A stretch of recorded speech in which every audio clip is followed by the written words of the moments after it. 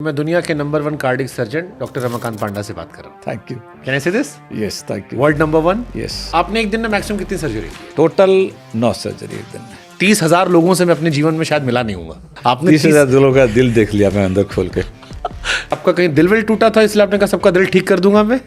उनका बीवी और हस्बैंड से भी थोड़ा जोक करता हूँ कि उसके अंदर 2-4 नाम था, उसको उठा के हमने फेंक दिया, नया नाम भी डाल दिया उसके अंदर। साइलेंट अटैक क्या होता है सर? मर्दों में ज्यादा क्यों होता है बीपी सर? औरतों कंपैरिजन में पतले लोगों को भी हार्ट अटैक आता है? डॉक्टर रमाकांत पांडा को अगर बताना हो कि ये 5 चीजें आप कीजिए इससे आपका दिल जो है खुश रहेगा। सबसे इंपॉर्टेंट बताऊंगा एक्सरसाइज। नंबर 2 बताऊंगा खाने पीने का। Akshay Kumar has posted something for you I guess. दोस्त है हमारा। आप ही ने सिखाया उनको सुबह उठ के ये 4 नहीं, वो तो सबके गुरु है। वेजिटेरियन को या नॉन वेजिटेरियन को हार्ट अटैक के चांसेस किससे ज्यादा है? सही तरीके का वेजिटेरियन फूड खाया था वो सबसे अच्छा है। अब अगर हमारे आसपास किसी आदमी को हार्ट अटैक आ रहा है तो हमें क्या करना चाहिए? पहली चीज, दिल्ली में गुड़गांव में दिन भर क्लब्स या मुंबई में क्लब्स पे घूमते हैं लड़के, हुक्का लेते हैं, शॉट्स मारते हैं, यस, इनको हार्ट अटैक के चांसेस बढ़ सकते हैं? से बहुत ज्यादा है। जो पॉडकास्ट देख रहे हो उनसे आप ये कहेंगे कि अगर आप तुम्हारा दोस्त सुट्टा पी रहा है, हुक्का पी रहा है, तो तुम्हारे लिए भी मौत का इंतजाम है। वो तो सेम है, कोई फर्क नहीं है। चाय और कॉफी हम जैसे लोग बहुत पीते हैं, ये भी दिल पे असर करती है? अगर कोई आदमी सोते समय खर्राटा खूब लेता है, बड़ा कॉमन हो गया, दबाए खर्राटे लेते हैं लोग, कान पड़ जाते हैं, उससे भी ये अच्छा साइन नहीं है। क्या होती है हार्ट की एज? दिल को कैसे यंग रखें अगर वो 8 घंटे नहीं सो पा रहे? कौन सा खाना है जो फायदेमंद है, कौन सा नुकसान है, और क्या केवल ऑयली खाना से ही नुकसान होता है या सारे तेल ही नुकसानदायक होते हैं? जितना आप नेचुरल फूड खाओगे उतना बेहतर है। घी भी दिल के लिए नुकसानदायक है? कोई भी ज्यादा चीज है शरीर के लिए खराब है। एक परसेप्शन बना है कि कोविड वैक्सीन की वजह से लोगों की डेथ हो रही है। कोई जिम कर रहा है, गिर पड़ा मर गया, डांस कर रहा है, गिर पड़ा मर गया। कोविड वैक्सीन के बाद हमारी बॉडी के अंदर कुछ हुआ है? ज्यादा नोटिस कर रहे हैं और सो नंबर बढ़ गया दूसरे कारण से, कोविड की वजह से नहीं। बहुत ज्यादा मिथ है। ब्लड प्रेशर काबू में कैसे रखें? Lifestyle is the most important. Is there any actual connection doctor की दुनिया में दिल और दिमाग का, या सिर्फ लोगों शायरों ने अपनी अपनी कहानियों में जिक्र कर दिया?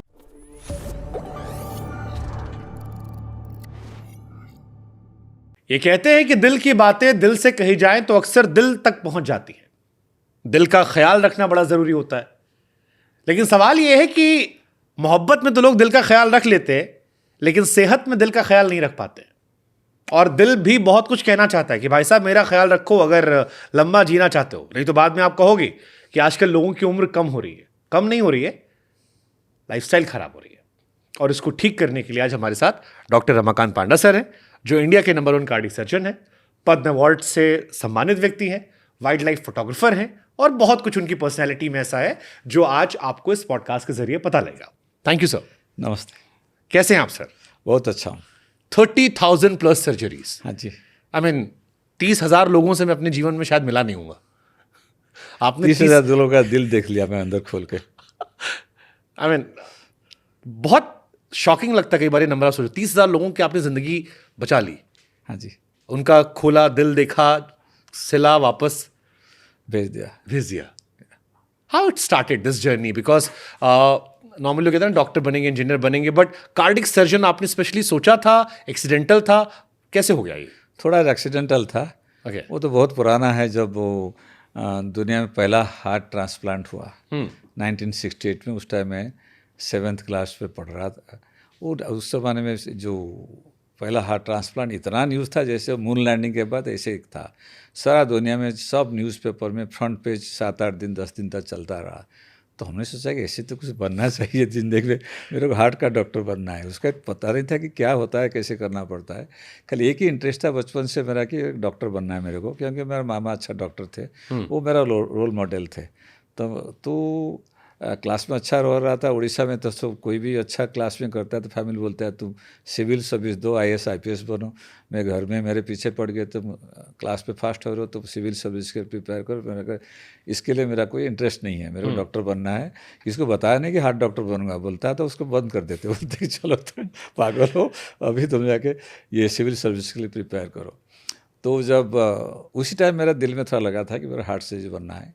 फिर जब 9th स्टैंडर्ड में था, उस टाइम जो USA में बहुत फेमस हार्ट सर्जन थे उस ज़माने में, डेंटन कुली करके, वो भी इंडिया के सारे प्रेसिडेंट सबका किया है उस ज़माने में हार्ट सर्जरी। तो उनका लाइफ मैगजीन एक आता था उस ज़माने में, बहुत बड़ा फेमस था, जैसे हाफ पेज का आता था वो। तो उसमें उनका प्रोफाइल हुआ था। और मामा मेरा उस पर लेके आए थे, तो उसको देख लिया, मैं लगा ये तो लग रहा है अच्छा, इसको एक दिन मेरे को हार्ट डॉक्टर बनना है। तो इसलिए MBBS जब घुसा, पहले दिन से डिसाइड कर लिया कि मेरे को और कुछ नहीं बनना है और हार्ट डॉक्टर बनना है। वो भी उस ज़माने में इंडिया में 3 या 4 ही जगह हार्ट सर्जरी हो रहा था। All India institute PGI Chandigarh, KM hospital Vellore, ऐसे 2-4 जगह था। तो फिर मेरा दूसरा एक मामा थे जो कि हमारा कॉलेज का प्रिंसिपल थे, उनको जाके बोला ऑल इंडिया इंस्टीट्यूट में मिल गया। मैं बोला मैं हार्ट सर्जरी करने वाला हूँ। उसमें बोला तो पागल हो, क्योंकि 4 ही जगह हो रहा है, आधा पेशेंट मरते हैं, तो पास करके आओगे फिर इधर कहाँ जाके डिस्पेंसरी में बैठोगे, तुम्हारा तो अच्छे स्टूडेंट हो, अभी इमीडिएटली गवर्नमेंट में ज्वाइन कर लो और उसके बाद तुम्हारा सीनियरिटी रहेगा तो फ्यूचर में मेरे तरह तो प्रिंसिपल बन जाओगे। मैं बोला चाहे जो भी हो, हार्ट सर्जन पहले बनूंगा, उसके बाद चाहे नौकरी नहीं मिला आके कहाँ प्रिस्क्रिप्शन बनाऊंगा। सो तभी से मेरा इंटरेस्ट था कि हार्ट सर्जन बनने का। तो ये आपका कहीं दिल विल टूटा था इसलिए आपने कहा सबका दिल ठीक कर दूंगा मैं? वो जो दिल टूटता है अलग टाइप का दिल टूटता है, उसका एक्सपर्ट नहीं हूँ मैं। जो एक्चुअली रियल दिल टूटता है उसका रिपेयर करता हूँ। जो मोहब्बत में जो दिल टूटता है उसके लिए अलग डॉक्टर हैं। मैंने आपका पढ़ा, जब आपके बारे में पढ़ा था मैं, कि आपने 2000 रीडू सर्जरीज की है और 6000 प्लस क्रिटिकल सर्जरीज की है। हाँ जी। ये तो और दिल टूटने वाला गंभीर हिसाब हाँ, वो डबल दिल टूटता है, डबल दिल टूट रहा था यहाँ पर।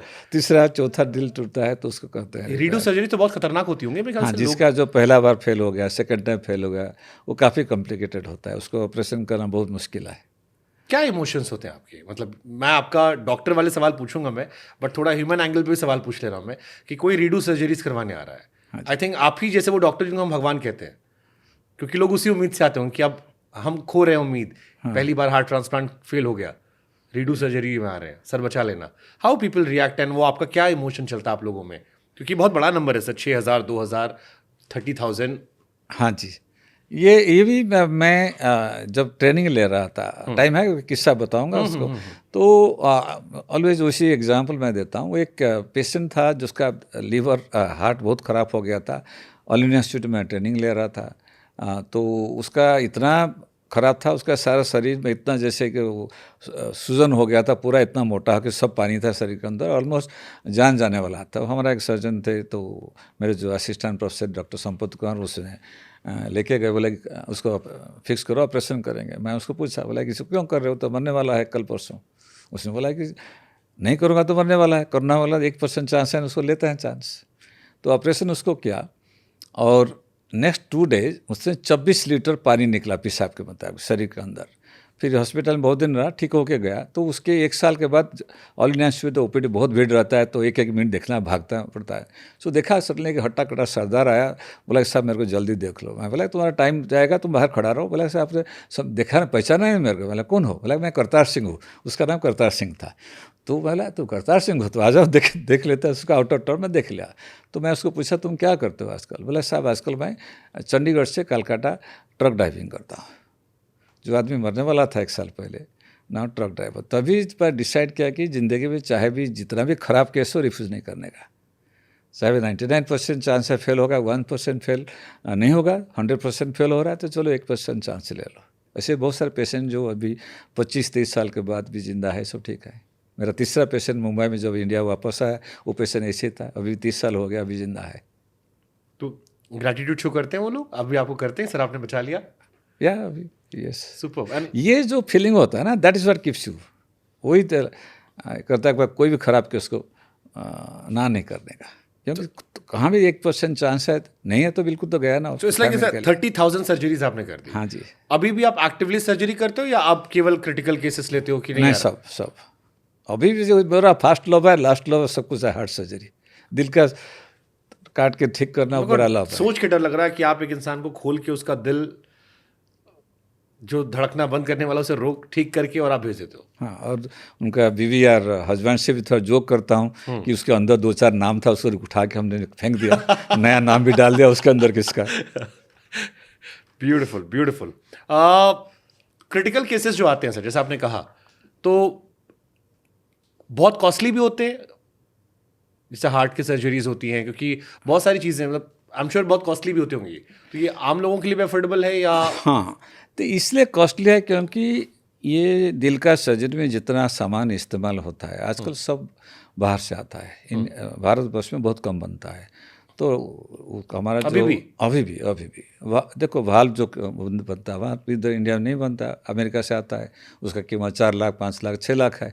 वो डॉलर जैसे 8 रुपया 80 हो गया, उसका कीमत वैसे बढ़ गया, तो इसलिए प्राइस बहुत ज़्यादा है, नंबर 1। नंबर 2, दुनिया में कहाँ भी ये जो बड़ा बड़ा सर्जरी होता है, चाहे कैंसर, हार्ट सर्जरी, उसके लिए एवरेज लोग कहाँ भी दुनिया में अफोर्ड नहीं कर पाएंगे। सारा दुनिया में जितना जो पर्सनल बैंकरप्सी होता है, जो बैंकरप्ट हो जाते हैं लोग, 40% बैंकरप्सी ये हेल्थ के लिए होता है, जो कि कैटास्ट्रोफिक इलनेस बोलते हैं, जिसमें जहाँ रेगुलर बीमारी है तो सबको अफोर्ड कर सकते हैं। गरीब आदमी खांसी जुकाम होगा तो 50-100 रुपया खर्चा करके दवाई खरीद करके ठीक हो सकता है। जिसका बड़ा बीमारी हो गया, हार्ट का बीमारी हो गया या कैंसर का हो गया, उसमें इतना खर्चा होता है, 40% लोग उसको अफोर्ड नहीं कर पाते हैं, बैंकरप्ट हो जाते हैं। एक एवरेज कितना खर्च आता होगा एक हार्ट की बीमारी पे? अगर हार्ट की बीमारी चलता है, रूटीन सर्जरी है तो जैसे बच्चों का छोटा सा सर्जरी 50 लाख 1 लाख में हो जाता है, जो एक्सपेंस है 15 लाख 20 लाख होता है। दुनिया में कोई भी देश में भी लोग अफोर्ड नहीं कर पा रहे हैं कि इतना एक्सपेंस है, इसलिए सबसे इम्पोर्टेंट है वो उसके लिए इंश्योरेंस करना। फिर उसमें उतना खर्चा, एटलीस्ट जो खर्चा आता है मेजर पार्ट इंश्योरेंस से आ जाता है। Okay, super. आपने एक दिन में मैक्सिमम कितनी सर्जरी की है? मैं टोटल 9 सर्जरी एक दिन में। कितने घंटे काम किया था उस दिन 9 सर्जरी में? जब मतलब 9 लोगों का दिल आपने खोल के ठीक करके भेज दिया। उसमें क्या होता है ना, जो मेरा टीम रहते हैं, जो मेन ऑपरेशन होता है, जो मेन करेक्शन होता है, जैसे खोलने के लिए पहले छाती को फाड़ना पड़ता है, उसके अंदर से सब करके हार्ट लंग मशीन में डालो, किसका बाईपास। मेरा दिल कमजोर है, मैं सुनने में भी जी हाँ, दिल तो स्ट्रांग है, अभी थोड़ा और स्ट्रांग करना है। हाँ, तो वो सब स्टेप मेरा असिस्टेंट बाकी टीम लोग, उसका क्या धीरे धीरे सबको सीखना पड़ता है। मैं भी एक दिन ऐसे ही कर रहा था, मैं जब ट्रेनिंग ले रहा था वही कर रहा था, मैं खोल के पहले प्रोफेसर के लिए रेडी कर रहा था। तो मेन सर्जरी 1 घंटे से 3-4 घंटा लगता है। 9 ऑपरेशन जिस दिन किया था, करीब 15-16 घंटा कंटिन्यूसली करना पड़ा उस दिन। बट वो एक्यूरेसी, वो हर बार हर सर्जरी में फोकस, 9 सर्जरी बहुत बड़ी बात होगी सर। अगर आप 2 घंटे भी काम, 16-17 घंटे चले गए। या उस दिन आई थिंक 16-17 घंटा किया था कंटिन्यूसली। तो वो फोकस नहीं डाइवर्ट, क्योंकि अगर आप 19-20 भी किया तो दिल से तो सारा खेल होता है। वो तो सही है, वो ट्रेनिंग और उसका जो कमिटमेंट है उसके वजह से उसका फोकस रहता है, क्योंकि सब पेशेंट ये रहता है कि बाबा एक भी गलती क्या उसका जान जाने वाला है। ट्रू। तो उससे लिए नहीं करते हैं। आई हैव रेड समवेयर 99.9% लगभग आपकी सफल सर्जरी 99.8%। 99.8%। हाँ जी, हाँ जी। वो भी मेरा एक मेंटर थे जो अमेरिका में, मुझसे मैं सीखा। उस ज़माने में मैं जब गया था, उस ज़माने में इंडिया में हमारा हार्ट सर्जरी कम से कम 20-30% रिस्क था। 30% मतलब 100 मरीज किया तो 30% गुजर जाते थे, और उनका उस ज़माने में एक्सपीरियंस उनका था 98% सक्सेस था। तो इसीलिए मैं गया उधर सीखने के लिए क्लीवलैंड क्लिनिक में। तो ही उनको पूछा कि आप हर सर्जरी में आप इतना पेशेंस और इतना कैसे रखते हो? बोला कि मेरे को जितना भी पेशेंट करो, चाहे जो भी, रोज़ सुबह मैं पहला जब पेशेंट करता हूँ सोचता हूँ कि ये मेरा पहला बार ज़िंदगी में ऑपरेशन कर रहा हूँ। वो जब सोचोगे उस दिन आपको पहला बार जब ज़िंदगी में कुछ ऑपरेशन कर रहे हो तो आपको सारा पूरा फोकस रहता है कि पेशेंट को ठीक करके भेजना है। सो दैट इज़ एक चीज़ उससे मैं सीखा। ये 30,000 ऑपरेशन जो किया हूँ, सब पेशेंट को पहला बार सोचता हूँ, जब भी ऑपरेशन करता हूँ सोचता हूँ कि ये पहला ऑपरेशन मेरा है। तो मैं दुनिया जब पहला होता है तो उस टाइम आपको पूरा सारा केयर लेना पड़ता है। तो मैं दुनिया के number 1 cardiac surgeon doctor Ramakant Panda से बात कर रहा हूँ। Thank you. कैन आई से this? Yes, thank you. World number 1? Yes, beautiful.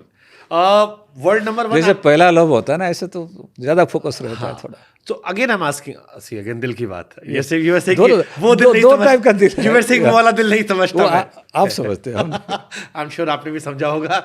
आप इतने दिल के करीब आप हो, आई एम श्योर आप समझते होगे। फिर again I am asking sir, एक दिन में 9 सर्जरी या लाइक यू सेड 30 सर्जरी, एक उंगली कट जाती तो भी हम सोचते हैं। आई एम श्योर मेंटल फोकस या मेंटली बहुत, आपने कहा ना कि 0.2% रह गया, आपके मन में इसका एक स्टोरी मैं बताऊंगा।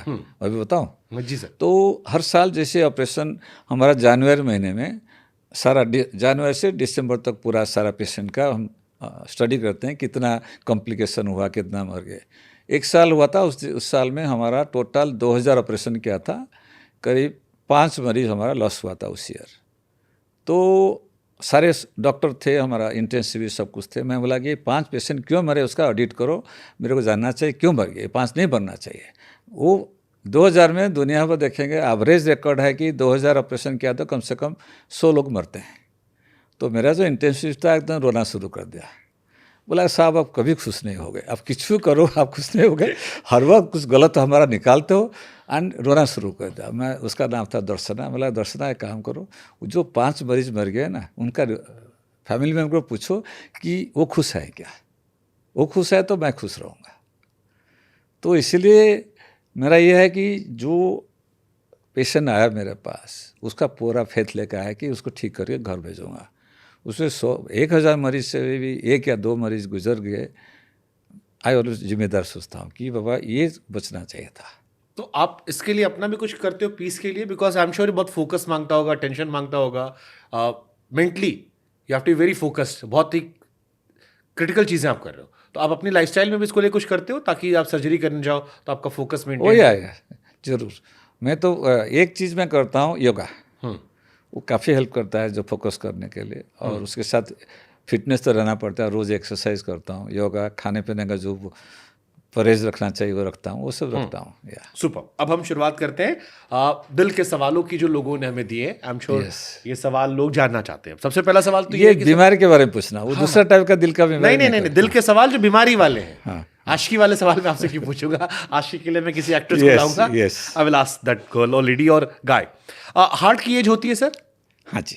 क्या होती है हार्ट की एज? ये है कि जैसे लोग सोचते हैं कि हमारा 30 साल उम्र है, 35 साल उम्र है, लेकिन कुछ चीज़ जो लाइफस्टाइल लोग लीड करते हैं उसके वजह से शरीर का जो एज अलग है, एक्चुअल एज अलग है। इसलिए हम बोलते हैं फिजियोलॉजिकल एज अलग है, क्रोनोलॉजिकल एज। क्रोनोलॉजिकल एज मतलब उसका जो जन्म लिया था उससे कितना उम्र का, 30 साल, 35 साल, 40 साल। मतलब जैसे मेरी उम्र और मेरे दिल की उम्र दोनों अलग अलग अलग अलग है। बॉडी का उम्र अलग है, क्योंकि जैसे आप बॉडी को मेंटेन करते हो उसका लाइफ स्टाइल उतना दिन रहता है। जैसे गाड़ी आपने खरीदा, नया गाड़ी, उसको जैसे मेंटेन करते हो उसका 20 साल चलता है, मेंटेन नहीं किया 2 साल चलता है।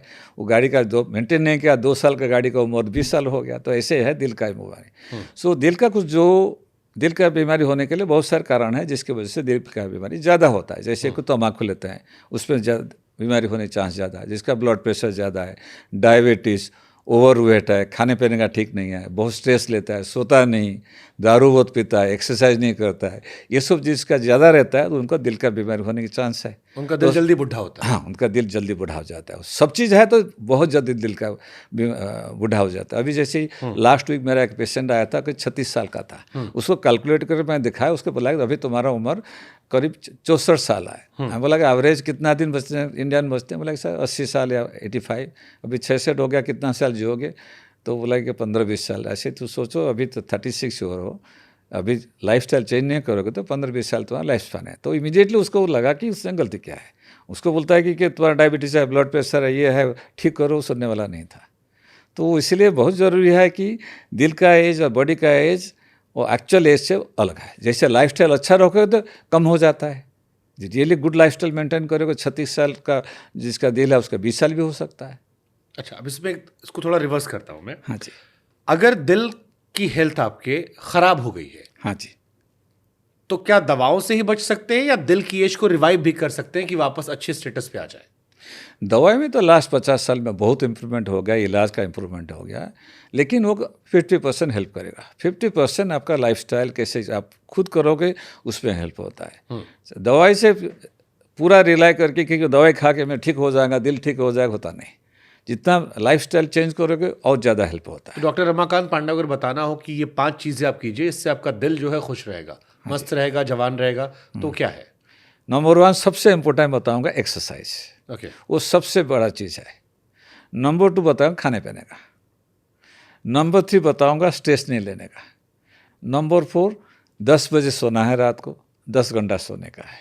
10 घंटा? 8 घंटा सही, 8 से 10 घंटा। ओके। या ये 4 चीज़ें से दिल अच्छा रहेगा। Yes. अब फिर क्वेश्चन मेरे मन में आया, जैसे हम जैसे लोग हैं जो बहुत एम्बिशियस लोग हैं, और स्ट्रेस के लिए योगा करना। योगा 8 कर लिया तो 5 हो। मैं एक एक करके आता हूँ। अब जैसे आपने कहा 8 से 10 घंटे सोना चाहिए, सारे डॉक्टर्स कहते हैं 8 से 10 घंटे अच्छी नींद होती है, आपका शरीर फिट रहता है।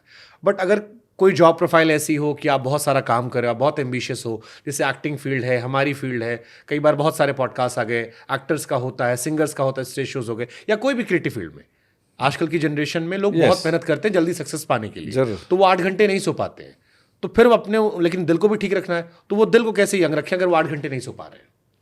जैसे जो 5 चीज़ बताया ना, एक चीज़ रेगुलरली नहीं किया तो गड़बड़ होता है। कभी कल हो गया, 2-4 दिन हो गया, ठीक है, नो प्रॉब्लम। उसके साथ बाकी चीज़ आप कर रहे हो, सपोज सो नहीं पाए, लेकिन उसके साथ आप रेगुलर एक्सरसाइज करते हो, स्ट्रेस नहीं लेते हो, योगा करते हो, खाने पीने आप परहेज रखते हो, फिर एडजस्ट हो जाता है। ऐसे नहीं कि 24 घंटा और 365 days all your life you are doing that.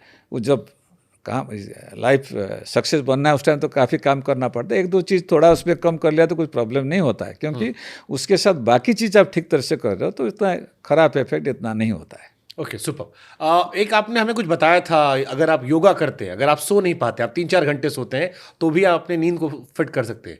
Yes, up to a point. लेकिन वो बिना सो के आप बोलेंगे कि सोऊंगा नहीं, खाली योगा वंस इन अ करके, वाइल हाँ। अगर आप नहीं सो पा या रहे। एब्सोल्युटली नहीं, योगा करने से बहुत सारे योगा का, जैसे योगा का है हथ योगा है जिसमें बॉडी का फिटनेस होता है, मेडिटेशन होता है, बहुत एक टाइप का योगा है जो मेडिटेशन वगैरह है, उसमें योगा निद्रा बोलते हैं, जिसमें से आप करेंगे तो आपका equivalent to 3-4 hours of sleep. तो आप 3-4 घंटा सोया है, सपोज आपने बहुत टायर्ड हो, टाइम नहीं मिला सोने के लिए, तो योगा निद्रा करने से आपको फ़ायदा होता है, उसका बेनिफिट आता है। तो जिस दिन मेरे को टाइम नहीं मिलता मैं उसको करता हूँ। ठीक है, अब आपने कहा था डाइट को लेके, अच्छी डाइट कीजिए। अब एक कॉमन क्वेश्चन आता है कि दिल के लिए वो कौन सा खाना है जो फायदेमंद है, कौन सा नुकसान है, और क्या केवल ऑयली खाना से ही नुकसान होता है या और भी बहुत सारी चीज़ें जो नुकसान करती है? ये खाने पीने में देखेंगे तो ये लास्ट 40-50 साल में हमारा खाने का जो ये, जैसे हमारे बुजुर्ग लोग जैसे खाना खाते थे वो सब चेंज हो गया है। सब आजकल टाइम नहीं है किसके पास फटाफट खाना बनाओ, रेडीमेड बनाओ, जो बाज़ार में मिलता है फटाफट बना दो, वो सब खराब है। जितना आप नेचुरल फूड खाओगे उतना बेहतर है। उसमें वेजिटेरियन अच्छा है, लेकिन वेजिटेरियन सब टाइप का वेजिटेरियन अच्छा नहीं है। जैसे मेरा 70-80% मरीज वेजिटेरियन है, लेकिन गलत टाइप का वेजिटेरियन फूड खाता है, जिसमें गलत टाइप वेजिटेरियन मतलब जिसमें ज़्यादा तेल है, बहुत फ्राइड है, रेडीमेड खाना सब खाते पकौड़ी हैं। बनवा दो, हाँ, पूड़ी बनवा दो। पकौड़ी कचौड़ी, पूरी, समोसा, बड़ा, छोले भटूरे। हाँ, छोले भटूरे, ये सब गलत टाइप का खाना है। वो 50-100 साल पहले हमारे बुजुर्ग लोग नहीं खाते थे।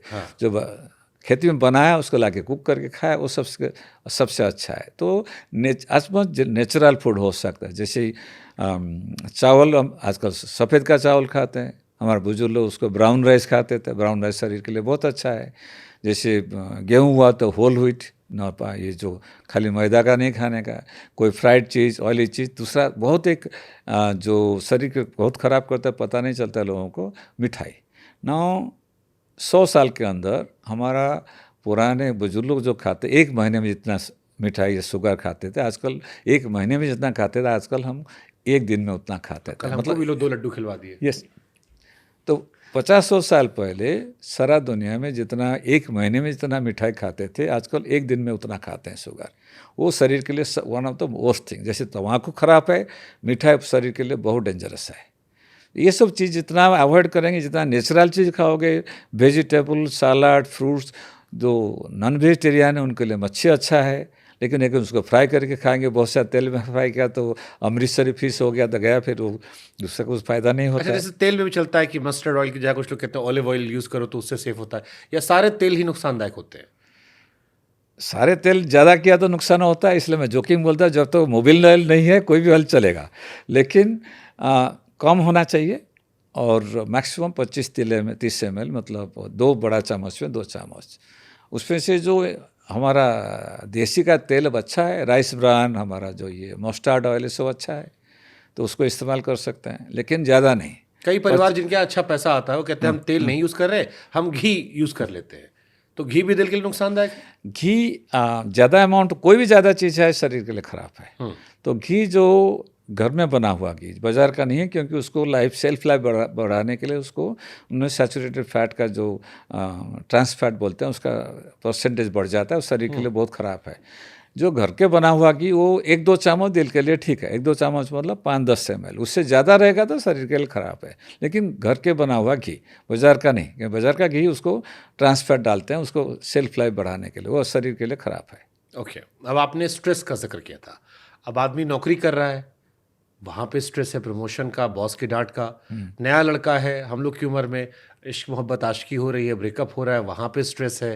काम नहीं कर रहा है तो स्ट्रेस है, काम नहीं कर रहा है तो जॉब का स्ट्रेस है। तो ये सारे स्ट्रेस के बीच में दिल को कैसे संभाल के रखें?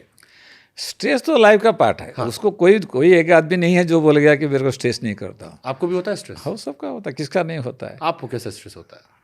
सबसे मैं भी आदमी हूँ, सबका जो जिस कारण के लिए स्ट्रेस होता है हमको भी उसके लिए स्ट्रेस होता है। लेकिन जो स्ट्रेस कंटिन्यूस होता है और लाइफ लॉन्ग रहता है वो खराब है। कभी कल स्ट्रेस हो गया शरीर के लिए अच्छा है, कुछ खराब नहीं होता उसमें।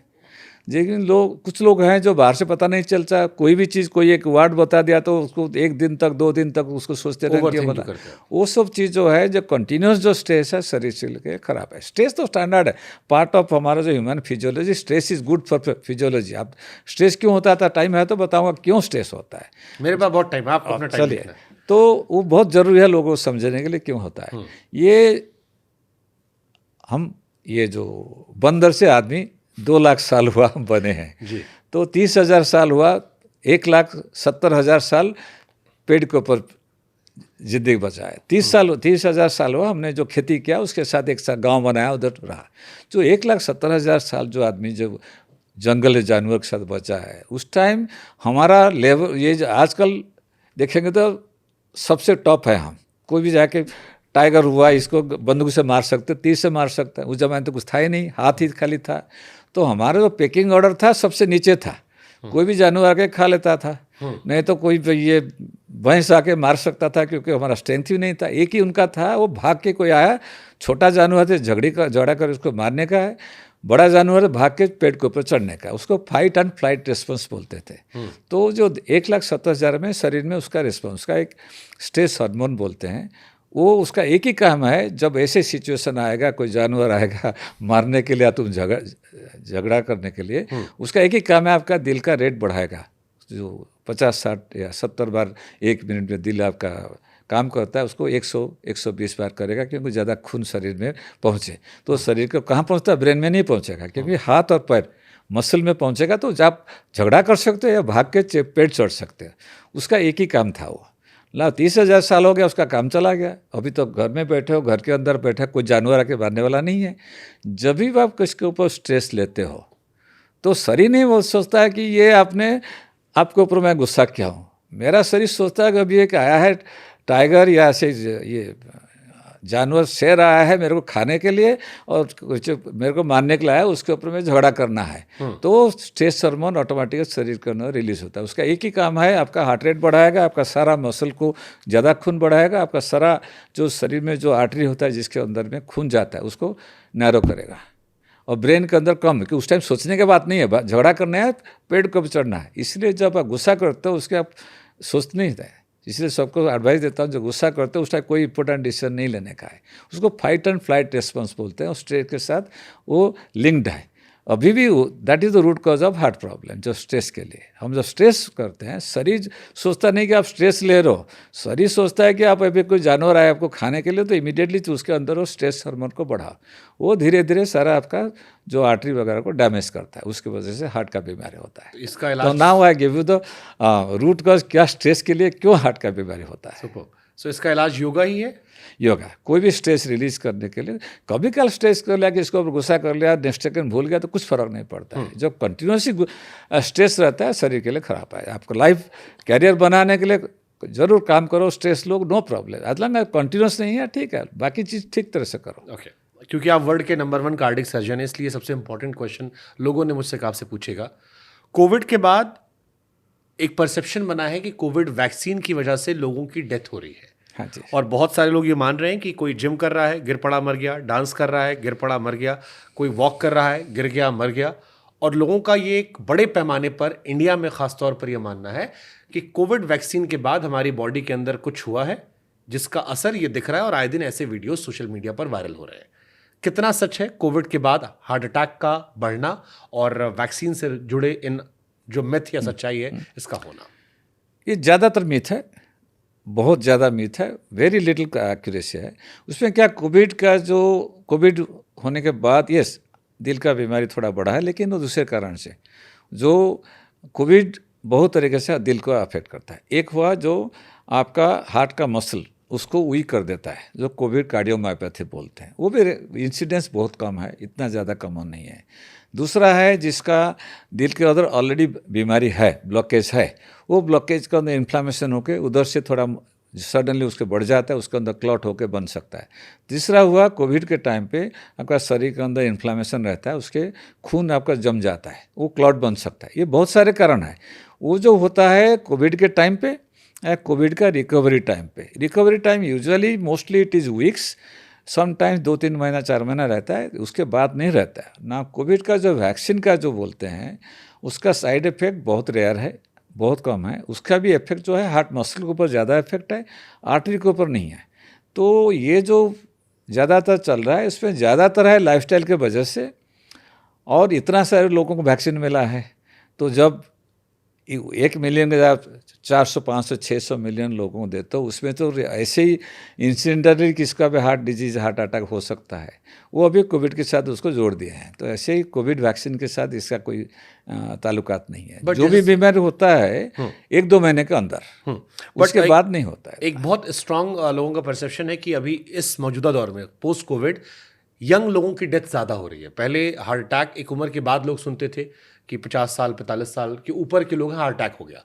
अभी 22 साल का लड़का, 26 साल का लड़का, 28 साल के लड़के, 30 साल के लोगों के हार्ट अटैक के केसेस बहुत फ्रीक्वेंट हो रहे हैं। तो ये हम ज़्यादा नोटिस कर रहे हैं या ज़्यादा केसेस बढ़ गए हैं? ज़्यादा नोटिस कर रहे हैं।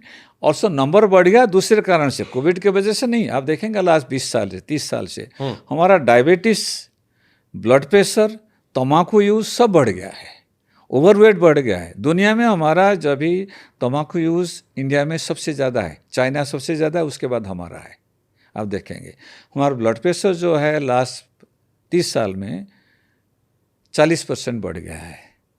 डायबिटीज़ हम दुनिया में सबसे ज़्यादा नंबर डायबिटीज़ है। ये सब दिल का बीमारी का मेन कारण है, और उसके वजह से यंगस्टर का होता है। और यंग लोगों का जो हार्ट का बीमारी बढ़ रहा है इस कारण के। कोविड इज जस्ट कॉन्सिडेंटल, इसमें हुआ बीच में, तो उसके बाद लोगों का ज़्यादा हो गया। जो भी होता है तो कोविड को ब्लेम, बहाना कोविड डाल दिया। बट जैसे कोई लड़का है सर जो एक्सरसाइज रेगुलर कर रहा है, उसकी हम बॉडी देख रहे हैं, एकदम फिट बॉडी है, कहीं कोई इशू नज़र नहीं आ रहा, में वर्कआउट करते हुए डेथ हो गई। हाँ। तो कई बार लोगों के मन में सवाल आता है ये कैसे हो गया? हाँ, वो आप देखेंगे, फिर भी देखेंगे जैसे पढ़ा होगा रेगुलरली, ऐसे देखेंगे जो इंटरनेशनल लेवल जो वर्ल्ड कप में फुटबॉल खेलते हैं, 1-2 बार सडन डेथ हुआ है, फुटबॉल फील्ड पे डेथ हो जाए, उसके दूसरा कारण है क्या है? 3-4 कारण है। एक है जो कार्डियोमायोपैथी बोलते हैं, दूसरे टाइप का दिल का बीमारी होता है, जैसे दिल का मसल का वीकनेस हो जाता है, उसमें सिम्टम्स नहीं होता है, और उसमें मसल बहुत मोटा हो जाता है। जब कोई ज़्यादा एक्सरसाइज करता है उस टाइम वो स्ट्रेस हार्मोन लेवल शरीर के अंदर ज़्यादा रहता है उस टाइम, तो वो हार्ट इरिटेबल होकर बंद हो जाता है।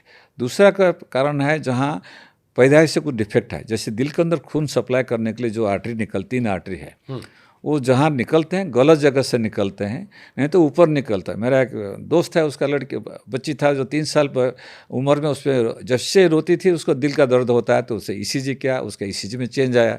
तो मैं बोला कि उनका एक एंजियो कराओ, सिटी एंजियो किया, उसमें दिखाया कि उसका आर्टरी गलत जगह से निकला है।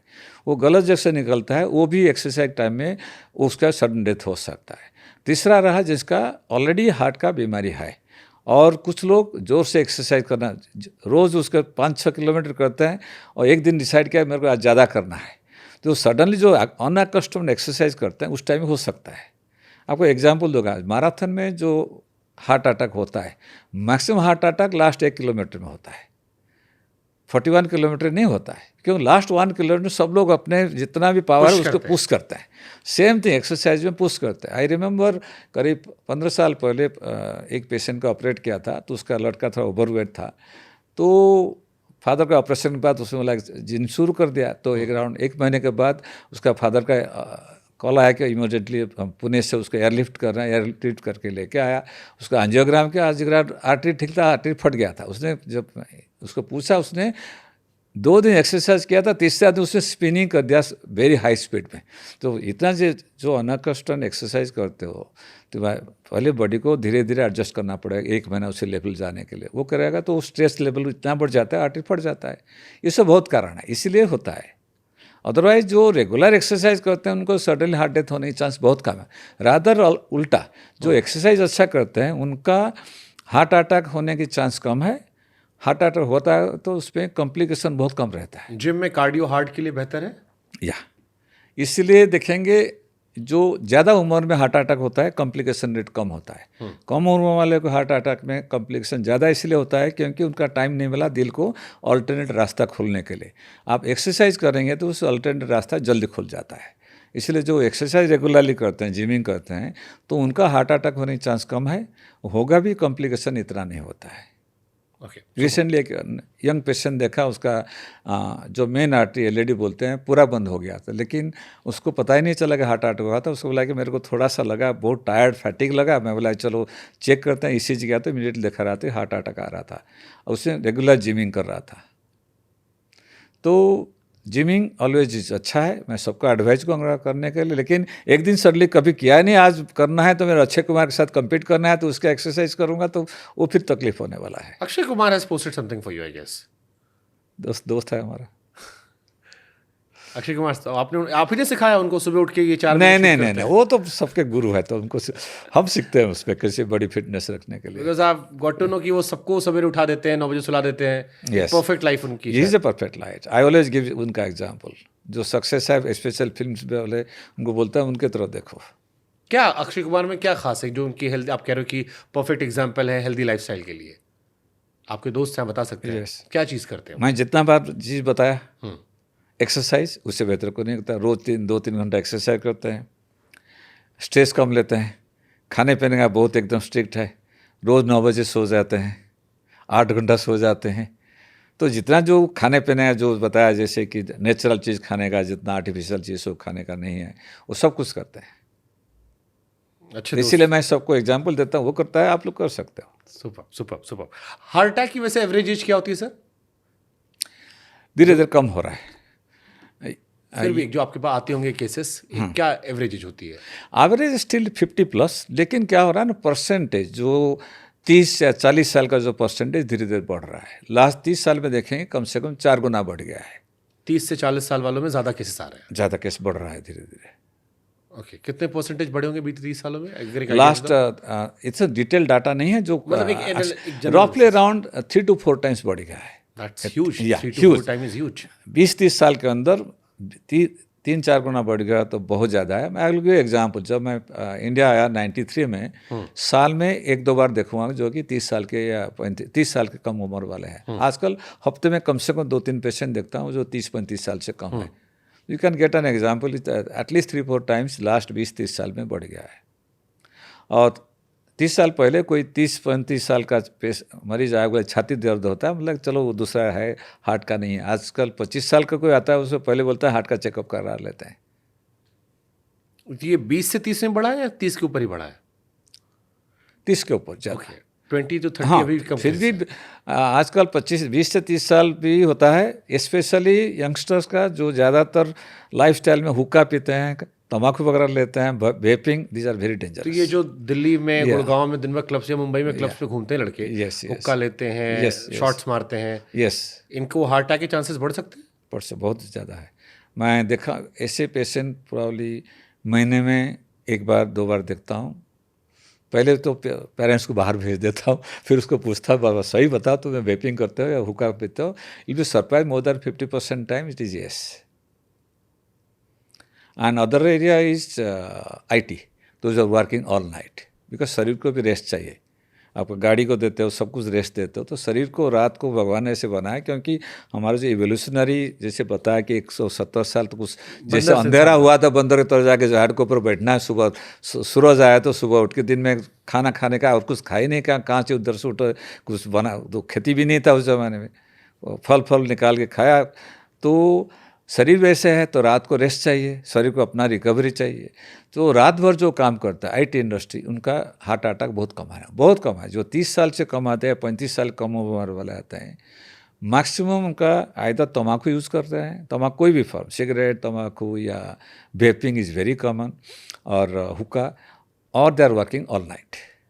और तीसरा जो है पैसिव स्मोकिंग, पेशेंट जो होता है उसका नहीं करता है, लेकिन उसका दोस्त लोग उसी रूम में स्मोकिंग करता है, वो इक्वली जितना खराब है।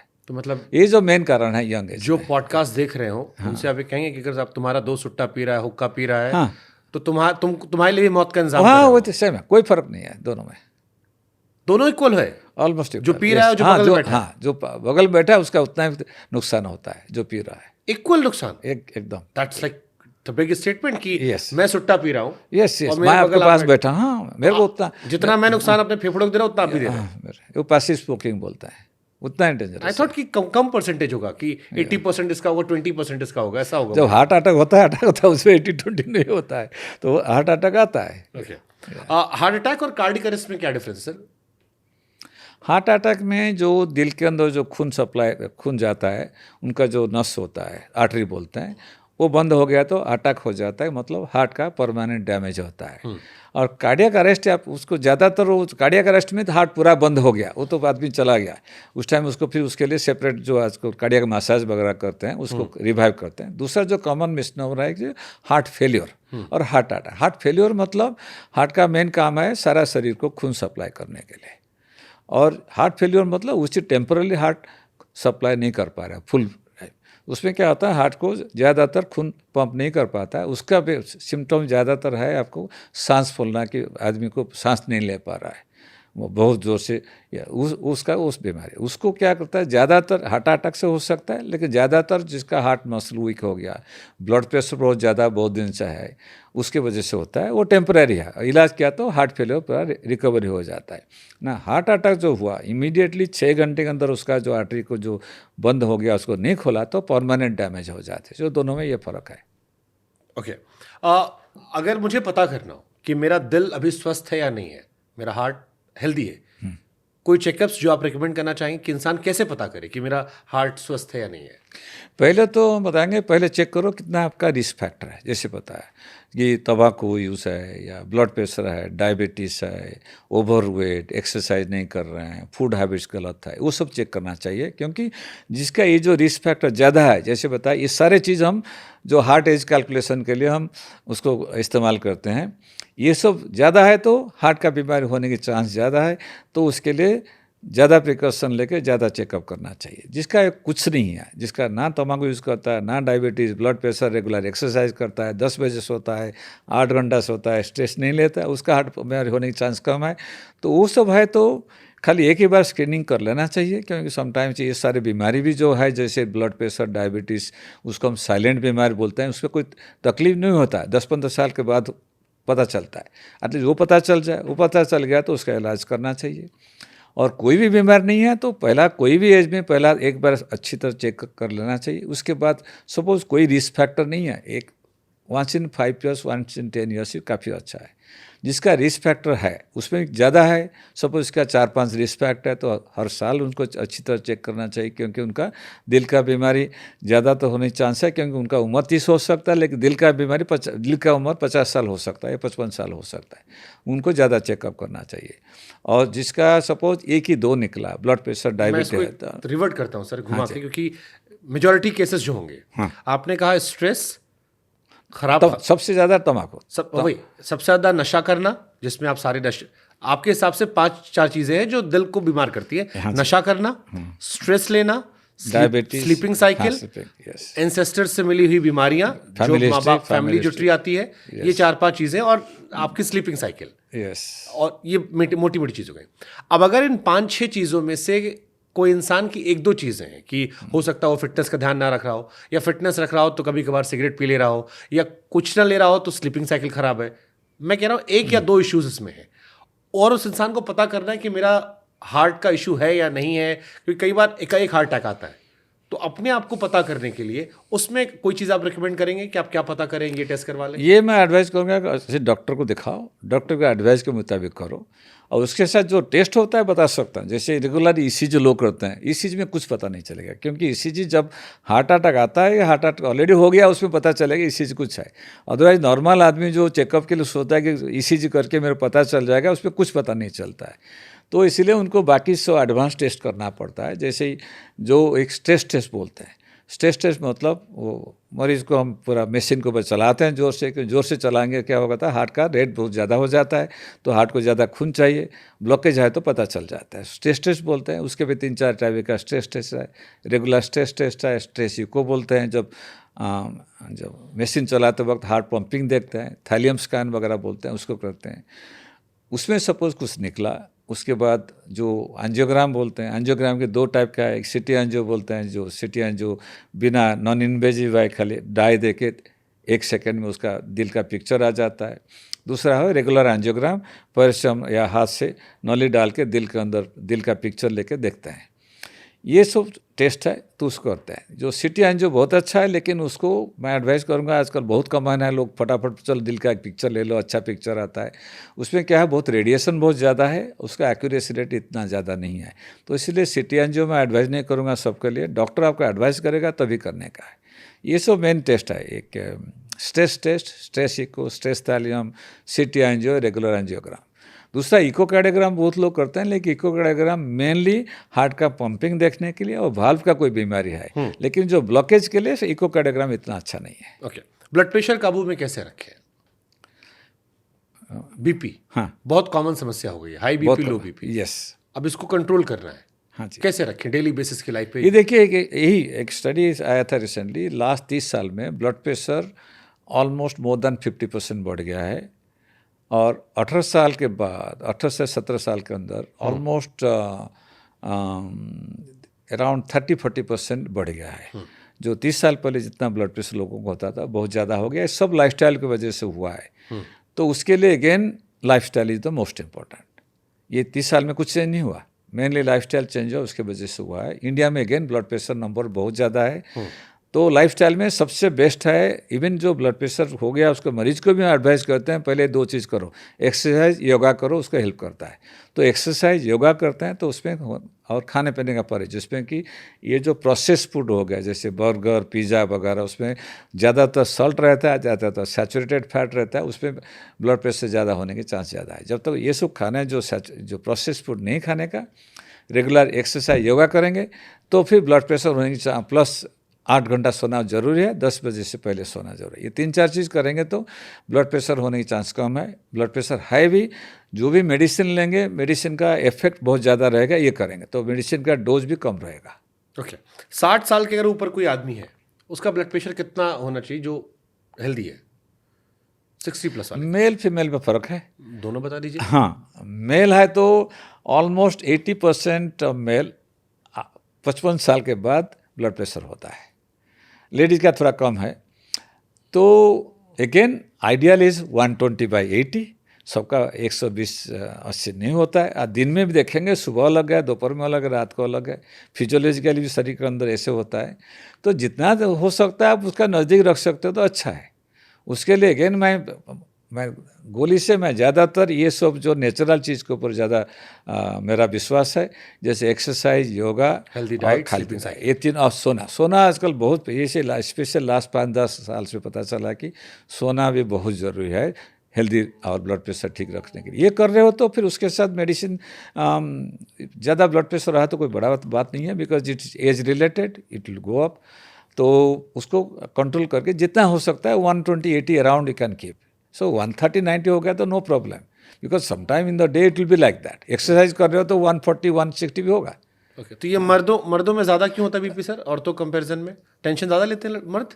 वो हार्मोनल है, लेकिन यूजुअली 55-60 साल के बाद फिर धीरे धीरे वो 65 साल के बाद कोई फर्क नहीं है, लार्ज हार्मोनल होता है। ओके, अब लो बीपी की अगर बात कर ले, जैसे मेरी मॉम के साथ है, मैंने उनसे जब बात की, उनका लो बीपी रहता है, 50 के नीचे रहता है, कई बार शीज़ लाइक और भी कम होता है। शीज़ लाइक जब तक हम जगते रहते हैं सब नॉर्मल रहता है, लेकिन कई बार सोने जब जाते हैं तो फिर अगर चूड़ी भी पहने हो हाथ में तो वो भी आपको अजीब सा लगने लगता है, बेचैनी होने लगती है।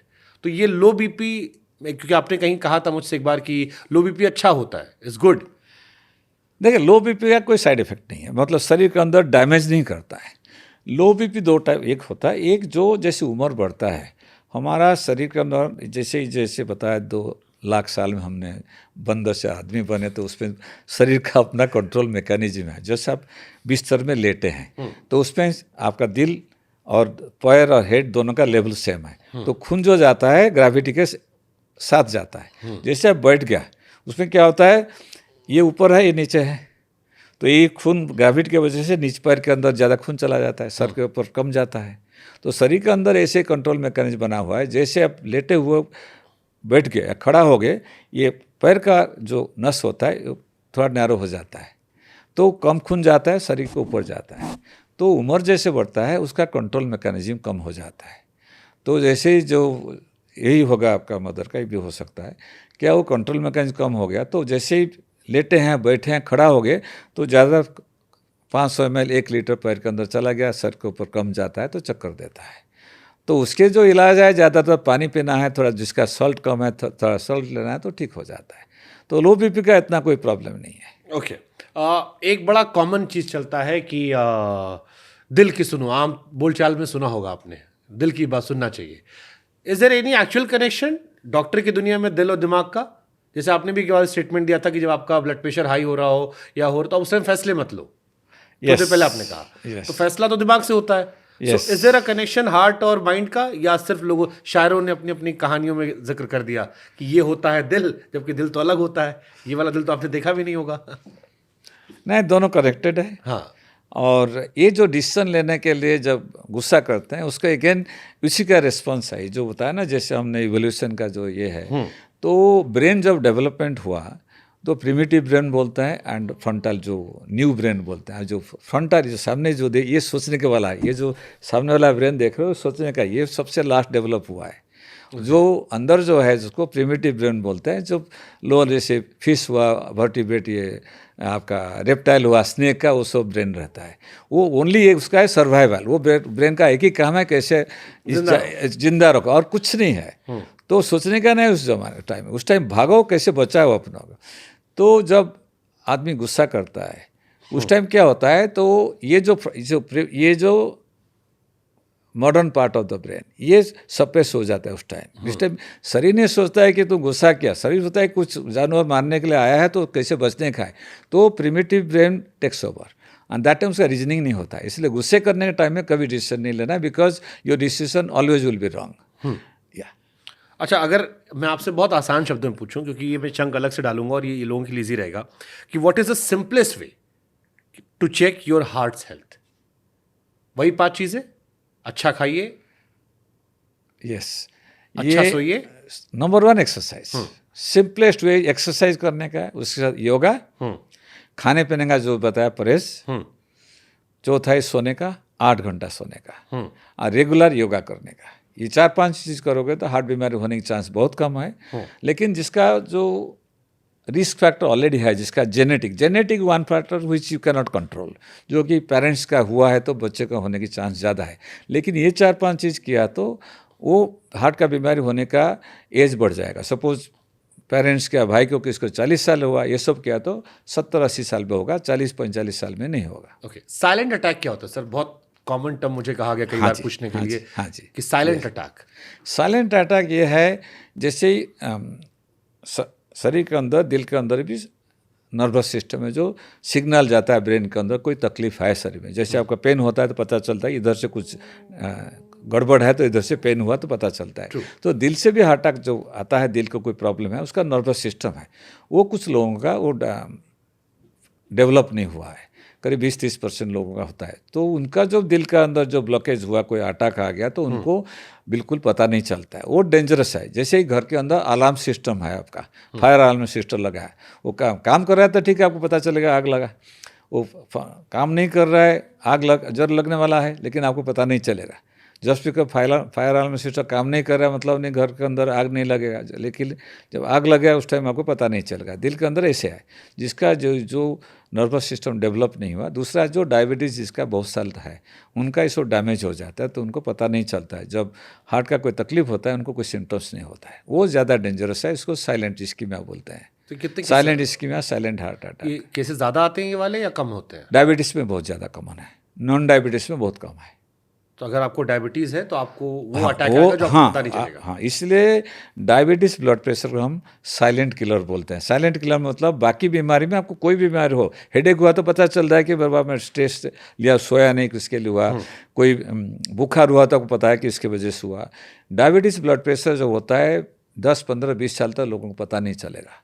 तो साइलेंट वो सारा शरीर को धीरे धीरे डैमेज करता है, इसलिए डायबिटीज़ ब्लड प्रेशर सबसे डेंजरस है, स्पेशली डायबिटीज़। वो धीरे धीरे सारा होल बॉडी, हार्ट नहीं, उसका लिवर, किडनी, ब्रेन सब डैमेज हो जाता है, इंक्लूडिंग नर्वस सिस्टम। इसको ट्रेस करने के लिए you have to check your diabetic. ये बहुत जरूरी है। Yes, diabetes blood pressure regularly check करना चाहिए, क्योंकि अगर आप डायबिटिक हो रहे तो आप मान के चलिए आप और बहुत सारी बीमारियों को लेकर चल होने वाला है।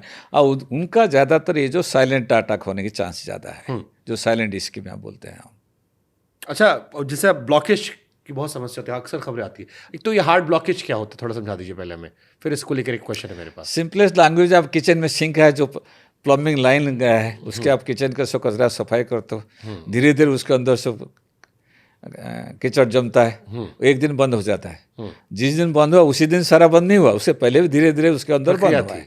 तो ऐसे ही भगवान जो शरीर के अंदर बना हुआ है, सो नस, खून जाने के लिए जो नस बना हुआ है, उसके अंदर एक लाइनिंग है। जैसे आपका गाड़ी में भी आपका लुब्रिकेटिंग ऑयल डालते हैं ना, तो भगवान ने ऐसे जो आर्टरी के अंदर बनाया एक लेयर, उसको एंडोथेलियम बोलते हैं। उसका एक ही काम है सारा शरीर का उसके अंदर लुब्रिकेशन करने का है, क्योंकि शरीर में जो खून बहलाने के लिए वो चाहे। लेकिन शरीर का ये भी है, ये ऐसे भी सिस्टम है जहाँ कहीं भी कट हो गया, छोटा सा कट में उसका काम है कि बाबा खून इमीडिएटली जम जाएगा उधर, नहीं तो छोटा कट से भी सारा शरीर से खून निकल जाएगा। उसको क्लॉटिंग मैकेनिज्म बोलते हैं। तो उसका सारा शरीर का mechanism is a balance between clotting and keeping the blood flowing.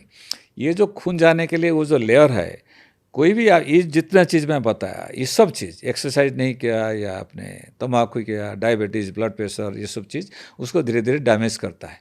जब डैमेज हो जाता है वो एरिया, उसके अंदर फिर कोलेस्ट्रॉल, कैल्शियम डिपॉजिट होता है धीरे धीरे। जब तक वो डैमेज नहीं है, कोलेस्ट्रॉल उसके अंदर डिपॉजिट होने की चांस ही नहीं है। वो होके धीरे धीरे वो जमता है, तो एक दिन वो ज़्यादा हो जाता है, उस दिन हार्ट अटैक आता है। और ये दवाई से ठीक नहीं होता? अभी कोई ऐसी दवाई नहीं बनी जो ब्लॉकेज ठीक कर सके? कंट्रोल कर सकता है, दवाई है। हाँ। इसलिए जो खून पतले की गोली है, कोलेस्ट्रॉल का जो मेडिसिन है, इसलिए आप देखेंगे 40 साल पहले दिल का बीमारी हुआ तो वो लाइफ डेथ सेंटेंस हो जाता था। उस ज़माने में याद है, जब हम पढ़ते थे हार्ट डिजीज हो गया मतलब it was equivalent to cancer की 4-5 साल जीना है, नौकरी बंद करो, सब बंद करो, भगवान का नाम लो, 4-5 जीना है। वो चला गया। अभी आजकल हार्ट का बीमारी तो नॉर्मल लाइफस्टाइल लीड कर सकते हैं। इसलिए दवाई का इतना इम्प्रूवमेंट हो गया, दवाई का तो इफेक्ट, पॉजिटिव इफेक्ट बहुत है। तो उसके जो खून पतले का गोली हम देते हैं, वो एस्पिरिन एक वेरी स्टैंडर्ड मेडिसिन है जो कि बहुत अच्छा काम करता है। तो खून पतले का गोली होता है। दूसरा जो कोलेस्ट्रॉल कम करने का गोली होता है, उसमें कम करने से ये जो ब्लॉकेज है, आइदर जिसका कम है वो बढ़ेगा नहीं, कुछ सिचुएशन में वो कम भी हो जाता है। अब ज़्यादातर केयर लिया तो उसमें भी कम होने की चांस है। तो दवाई से फ़र्क पड़ता है, ऐसा नहीं कि फ़र्क नहीं पड़ता। आपने सेकेंड टाइम वालों की बहुत सर्जरी की है। हाँ जी, सर्जरी कर दी आपने। अब एक व्यक्ति को हार्ट अटैक आता है, जैसे कहते हैं ना, गाड़ी एक बार खुल जाती है तो उसमें पहले वाली क्वालिटी नहीं रह जाती है। आप बार बार डीजल इंजन गाड़ी की बात कर रहे हैं, ऐसे इंसान भी है। यही है। तो अगर किसी व्यक्ति को एक बार हार्ट अटैक आ गया तो उसके बाद क्या वो नॉर्मल हो सकता है, नॉर्मल लाइफस्टाइल जी सकता है, या जैसे आपने कहा था ना कि हार्ट को रिवर्स भी कर सकते हैं? यस, ये वही 30-40 साल पहले हम सोचते कि कभी होने वाला नहीं, एक बार हो गया तो गया। लेकिन अभी दवाई प्लस लाइफस्टाइल चेंज से रिवर्स हो सकता है। रिवर्स होने के लिए कितना रिवर्स होगा, वो कितना डैमेज हार्ट हुआ है उसके ऊपर डिपेंड करता है, और आप कितना केयर लेते हो। तो इसलिए हम बोलते हैं कि बाबा चाहे किसी भी उम्र में हार्ट का बीमारी हो, कोई डरने की बात नहीं है, आप सारे चीज़ मोस्टली रिवर्स कर सकते हो। मेरे पास पेशेंट है जो भी हार्ट अटैक 30 साल में हुआ है, वो अच्छी तरह लाइफ लीड कर अभी 30 साल के बाद ठीक है। अभी मेरा एक पेशेंट आने वाला है, अभी शिकागो में है, आई स्टिल रिमेंबर उसको, 47 साल में 3 छोटे छोटे बच्चे थे, उसका ऑपरेशन क्या, रो रहा था। उसने बोला कि अभी क्या करूँगा, तीनों बच्चे अभी इतना छोटे हैं, उसका पढ़ाई क्या करूँ। अभी 77 ईयर्स है, अभी तो ग्रैंडसन हो गया, नाना बन गया है। अभी लड़की के पास इधर शिकागो में है, अभी अक्टूबर में आ रहा है कि डॉक्टर साहब अभी 30 साल ख़त्म होने वाला है, मैं आपके साथ 30 साल मनाना चाहता हूँ। तो क्या यही है कि दिल का बीमारी होने का कारण है अपना लाइफस्टाइल प्लस जेनेटिक, जो आप चेंज नहीं कर सकते, लेकिन होने के बाद भी आप लाइफस्टाइल चेंज करोगे तो you can lead a normal life. और इसके लिए हर साल हमारा मुंबई मैराथन लास्ट 21 साल से वी आर मेडिकल पार्टनर, और हर साल मैं 100 मेरा मरीज जिसका एंजियोप्लास्टी या बाईपास हुआ है, वो मेरे साथ मुंबई मैराथन में रन करते हैं। उसमें मैं तो ड्रीम रन 9 किलोमीटर उनके साथ करता हूँ, बाकी मेरा कम से कम 20 या 22 पेशेंट है जो हाफ मैराथन, फुल मैराथन करते हैं, जो जिंदगी में कभी दौड़े नहीं थे हार्ट ऑपरेशन से पहले, अभी वो मैराथन भागते हैं। सो मेरा ऑपरेशन के बाद, हाँ, ऑपरेशन के बाद ये मेरा कहना है कि बाबा लाइफस्टाइल चेंज करोगे तो हार्ट बीमारी के बाद पूरा नॉर्मल लाइफ लीड कर सकते हो, कोई डरने की बात है, लेकिन पूरा लाइफस्टाइल चेंज करना पड़ेगा। और सारी वो पांचों चीजें फॉलो करनी हाँ, पड़ेगी, जिसको हम बार बार पॉडकास्ट में रिपीट करें ताकि आपको पता रहे। अच्छा खाइए, अच्छा सोइए, सिगरेट, दारू, शराब, हुक्का बंद कीजिए, यस, एक्सरसाइज करते रहिए, योगा कर सकते हैं तो और अच्छी बात है। Yes. आप और स्वस्थ मस्त रहेंगे, और आसपास कोई पी खा रहा है तो उससे थोड़ा बच के रहिए। यस, और कभी कल एक बार कर लिया तो चलता थोड़ा है। बहुत चलता है, हाँ, एक्सेस नहीं होना चाहिए। अच्छा सर, सीपीआर, हम बहुत सारे वीडियोस आते हैं, सीपीआर देके बचा लिया गया। या फिर मेरे मन में सवाल आता है कि अगर इतना इंपॉर्टेंट सीपीआर है तो इसे स्कूल एजुकेशन सिस्टम पढ़ाया क्यों नहीं आता? करना चाहिए अभी। अब देखिए यूएसए में अभी मैंडेटरी सब जगह हो गया, स्कूल कॉलेज सब जगह है। इंडिया में हम पुश कर रहे हैं उसको सिखाने के लिए, बहुत ज़रूरी है सीखना, क्योंकि उसमें जब दिल बंद किसका बंद हो जाए, बहुत सारे कारण है, ऐसे नहीं कि खाली ये जो हार्ट अटैक की वजह से, जैसे बता ना, जिसका दिल का हार्ट का मसल का बीमारी है, किसका पैदाइश से डिफेक्ट है उसकी वजह से है, उनकी वजह से भी हार्ट बंद हो सकता है। तो कहाँ बंद होने के 3 मिनट के अंदर, हार्ट 3 मिनट के अंदर रिवाइव नहीं किया, ब्रेन पूरा परमानेंट डैमेज हो जाता है, उसके बाद कुछ फ़ायदा नहीं है। तो इस बहुत और जितना जिस वक्त हार्ट बंद हुआ उसका जितना जल्दी आप रिवाइव करोगे सक्सेस रेट उतना अच्छा है। तो ये तो करना बहुत ज़रूरी है, ये तो सिखाना पार्ट ऑफ द करिकुलम होना चाहिए। आपने तो डॉक्टर मनमोहन सिंह साहब का भी ऑपरेशन किया था, हाँ जी, लालू जी का किया था, वो रेल मंत्री थे, वो प्रधानमंत्री थे, तो आपने नहीं कहा कि इसको इंडियन एजुकेशन सिस्टम में डाल दीजिए? अभी पुश कर रहे हैं। अभी हम क्या कर रहे हैं, जितना ज़्यादा हो सकता है हम थ्रू आवर एसोसिएशन, बाकी we are trying to teach mostly in the corporate offices, other places, societies, through various charitable organisation, कि जितना लोग को हम सिखा पाएँ कि ये CPR सिखाने के लिए it should be part of at least college education, if not high school, at least a part of should be training. It's not education, is more of training as a additional training. USA में American Heart Association is very active. It is mostly through the charitable and other organization they do it. So almost every single adult is trained in USA. ये तो करना चाहिए, India में करना चाहिए। India में किस किस नॉन लोगों का आपने इलाज किया है? लोग जानना चाहते हैं। उनसे 2 नाम तो हमने पढ़ लिए थे, एक डॉक्टर मनमोहन सिंह का, एक लालू जी का। आपने 30,000 कार्डियक सर्जरी की है। हम चाहेंगे कुछ नाम थोड़े बताइए हमें, क्योंकि कई बार लोग उसके बाद उनकी आफ्टर लाइफ भी हम जानना चाहेंगे कि क्या क्या सलाह दिया, बट कुछ नाम हमें बताइए 30,000 में। उस टाइम तरुण गोगी साहब थे जो मुख्यमंत्री आसाम का मुख्यमंत्री थे, वो थे। अभी है हमारा डी राजा, कम्युनिस्ट पार्टी के, या राजीव शुक्ला जी हैं, ओके, बीसीसीआई वाले। हाँ हाँ, और बहुत सारे चीफ मिनिस्टर, गवर्नर सब हैं पेशेंट। ज़्यादा मैं बताऊंगा 30,000 मेरा ज़्यादा है, जो मेरा सबसे कॉम्प्लेक्स पेशेंट जो है, जो बताया था आपको पहले, जिसमें मेरा पहला पेशेंट था, जैसे बताया था आपको, स्टिल आई रिमेंबर 22 जनवरी 1993, उनका हार्ट बंद हो गया था। He was a senior IAS अफसर, और 30 मिनट तक उनका मसाज चल रहा था, जो का CPR बोल रहे थे ना, CPR कर रहे थे, 30 मिनट तक बंद था। तो सब सर्जन रिफ्यूज़ किया, मैं नया आया था, तो आई टोल्ड द फैमिली कि मेरा ओनली 1% चांस होगा, तो इट सर्वाइव, 99% नॉट सर्वाइव। बाकी सब लोग बताया कि his dead body will not touch. तो ऑपरेट किया, उसके बाद 2 महीना ही हुआ जिन कमा, बट ही सर्वाइव, अभी भी जिंदा है, ठीक है। ब्यूटीफुल। तो यही होता है जो लोग कहते हैं कि इंसान मर के जिंदा हो गया। He is one patient. I can say कि अभी recently 2 patients I have done similarly. Almost उनका blood pressure 40-50 था. He was in another hospital. They said he is not going to survive. Don't operate. Family came. I said there is 1-2%. अतलंगा आप लोग risk लेने तैयार हो, हम तैयार हो। अभी ठीक है, पूरा ठीक होगा। भैया आया था just a month back, operate किया था, अभी पूरा ठीक है। अभी आया था चेकअप करने के लिए जस्ट ए मंथ बैक। अच्छा, फूड साइकिल में वेजिटेरियन को या नॉन वेजिटेरियन को हार्ट अटैक के चांसेस किससे ज़्यादा है? सही तरीके का वेजिटेरियन फूड खाया था वो सबसे अच्छा है, लेकिन हमारा जो रेगुलर वेजिटेरियन खाते हैं, स्पेशली गुजराती मारवाड़ी कम्युनिटी जो खाते हैं, वो अच्छा नहीं है। वो नॉन वेजिटेरियन से ज़्यादा ख़राब है, क्योंकि उसमें ज़्यादातर सॉल्ट, ज़्यादातर जो सैचुरेटेड फैट, हाँ पंजाबी ऐसे है। तो लेकिन सही वेजिटेरियन जो बोलते हैं, जो जितना नेचुरल, जैसे पहले करते थे, लाया तेल बहुत कम इस्तेमाल होता था, नो शुगर नथिंग, उसको खाया था। उसमें vegetarian food definitely non vegetarian से ज़्यादा बेहतर है। ये भी देखा गया, जो जानवर वेजिटेरियन जानवर है, उनका दिल का बीमारी नहीं होता है। गाय का दिल का बीमारी नहीं होता है, ओके। कुत्ते का दिल का बीमारी होता है, टाइगर का दिल का बीमारी होता है, जो नॉनवेज में ज़्यादा है। लेकिन जो खराब टाइप का वेजिटेरियन फूड खाते हैं, उनका भी कोई फर्क नहीं है, ज़्यादा है, बहुत ज़्यादा है। यस, यानी दबा के तेल, दबा के घी, दबा के तड़का, यस, अच्छा, आपके जीव आपके दिल को तड़का लगा सकते हैं। हाँ, सो जैसे बोलते हैं हमारे वहाँ तो दाल बाटी, कचौड़ी, पूरी, नहीं तो गुजरात का सेव बाटी, सेव, गाठिया, फसन, जलेबी, ये सब हुआ तो फिर उसको दिल का बीमार होने की चांस ज़्यादा है। और जो नेचुरल वेजिटेरियन खाया तो बीमारी होने की चांस बिल्कुल नहीं है, हो ही नहीं सकता है। साइलेंट हार्ट अटैक में आपने मैं बताया था कि आपको पता नहीं लगता, अदरवाइज पता लगता है। तो एक नॉर्मल आदमी को अगर हार्ट अटैक आना हो, क्या सिम्टम्स होते हैं कि पता लगा सकें कि हार्ट अटैक आ सकता है आपको, या आप उस तरफ बढ़ रहे हैं?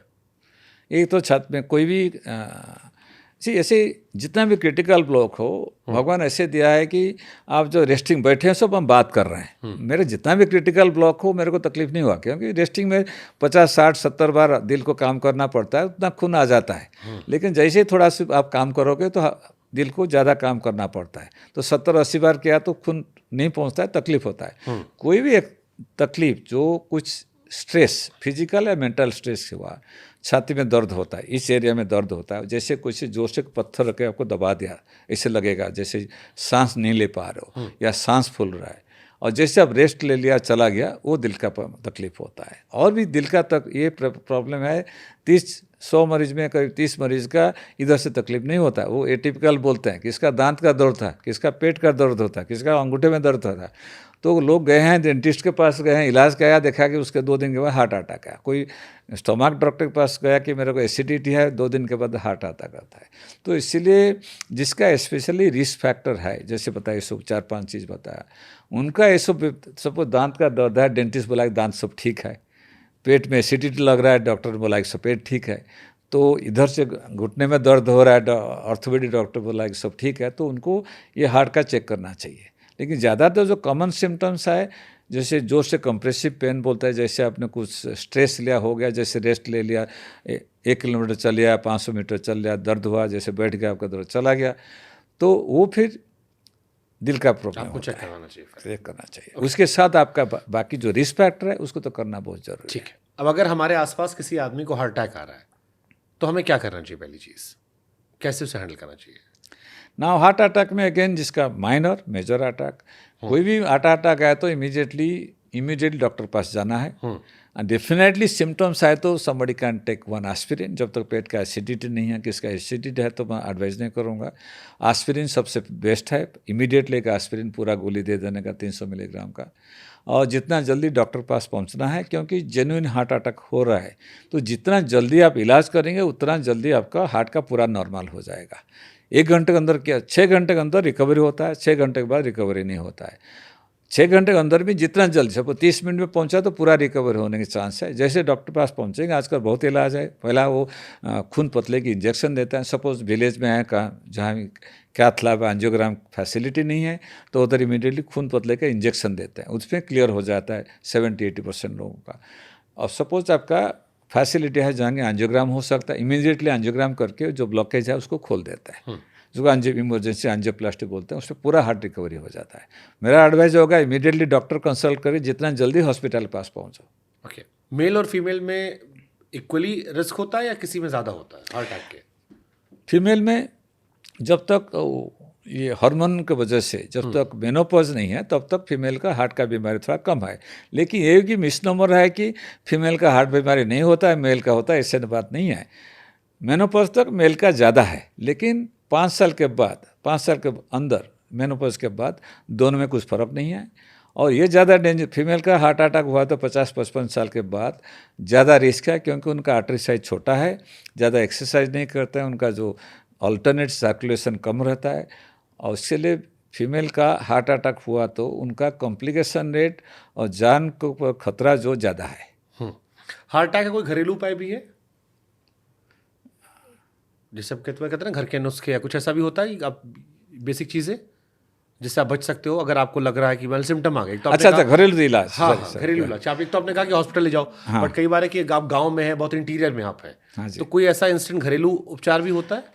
करे तो मैं एडवाइज नहीं करूँगा, एक ही चीज़ एडवाइज करूँगा, डेफिनेट सिम्टम्स हो रहा है तो एस्पिरिन एक गोली ले सकते हैं वो सर, क्योंकि उसमें जेन्युइन हार्ट अटैक आ रहा है तो खून को पतला कर देगा तो रास्ता खुलने की चांस है। जितना जल्दी डॉक्टर को दिखा सकते हो, इवन रिमोट एरिया में ये जो खून पतले का इंजेक्शन आजकल अवेलेबल है।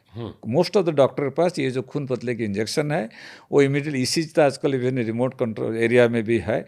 और आजकल इवन धीरे धीरे कुछ साल के बाद ये सब डिवाइस पे जो आ रहा है, तो ईसीजी में चेंजेस है तो इमीडिएटली आपको इंजेक्शन लेना चाहिए, खून पतले की इंजेक्शन। जितना जल्दी लेंगे वो खुलने की चांस है। अगर किसी के फादर को हार्ट अटैक आया या मॉम को हार्ट अटैक आया, तो फैमिली ट्री से अगली जनरेशन के आने की भी उतनी चांसेस है? बहुत ज़्यादा है। ज़्यादातर जेनेटिक है और कुछ भी वो लाइफस्टाइल फूड हैबिट कुछ फैमिली में बहुत ज़्यादा खाते हैं। जैसे बताऊंगा, मेरा एक मारवाड़ी फैमिली में 3 पेशेंट ऑपरेशन किया था, तो उसने मेरे घर में बुलाया, तो उसने मेरे को दिया। मैं सोचा कि गुलाब जामुन है, लेकिन देखा आपको दाल बाटी था। घी इतना लेते थे, जब पूछा उन लोगों ने, उनका महीने में करीब 40-50 लीटर घी खाते थे। तो जो फैमिली हिस्ट्री देखते हैं ये कुछ जेनेटिक है कि आप सब मेरे पेशेंट बनने वाले हो। हाँ, बताया। मैं बोला अच्छा, और थोड़ा ज़्यादा करो तो हमारा सारा फैमिली बन जाएगा। बोला पहले काम करो, घी बंद करो, 1 लीटर घर के अंदर नहीं आएगा। जो जेनेटिक बोलते हैं, कुछ जेन्युइन जेनेटिक है, कुछ लाइफस्टाइल वगैरह है। तो जेनेटिक जेन्युइन जो है उसके लिए पेरेंट्स को हुआ तो बच्चे को होने की चांस ज़्यादा है, और कम उम्र में हुआ तो ज़्यादा तो कम उम्र होना चाहिए।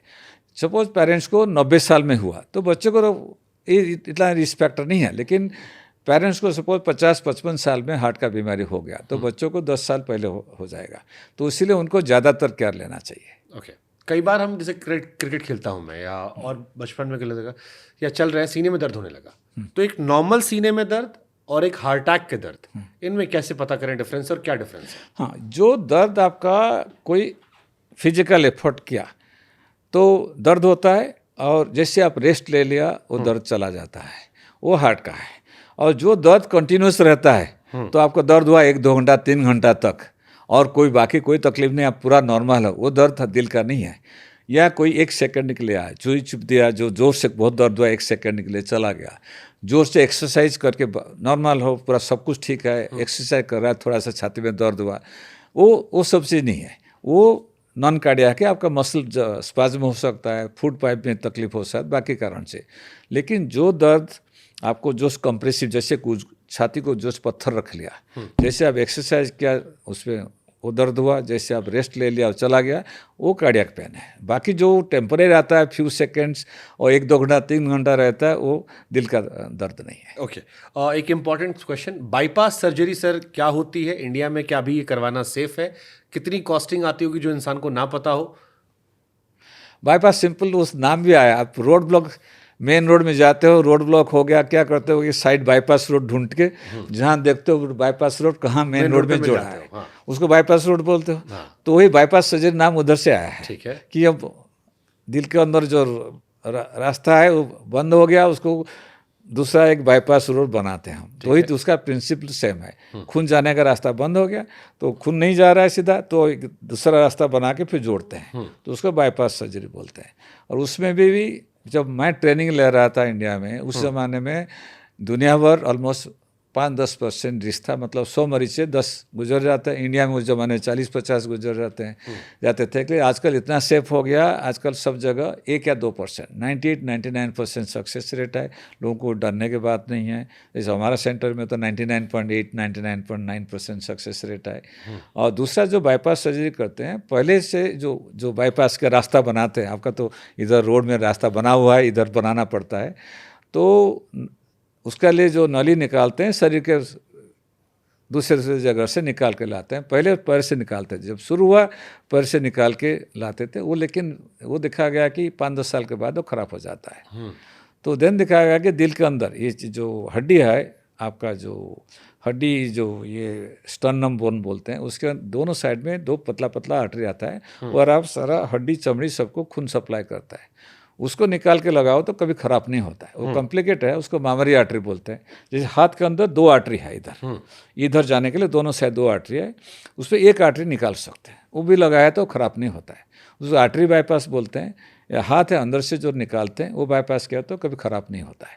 और पैर से निकालते हैं खराब हो जाता है। तो बाईपास सर्जरी जो बताया जो रिस्क आजकल बहुत सेफ हो गया इंडिया में, कहाँ भी कर सकते हैं, कोई डरने की बात नहीं है। लेकिन खाली अब डॉक्टर से पूछते हैं ज़्यादातर हो सकता है तो आर्टरी बाईपास करना चाहिए, अंदर से या हाथ से करना चाहिए।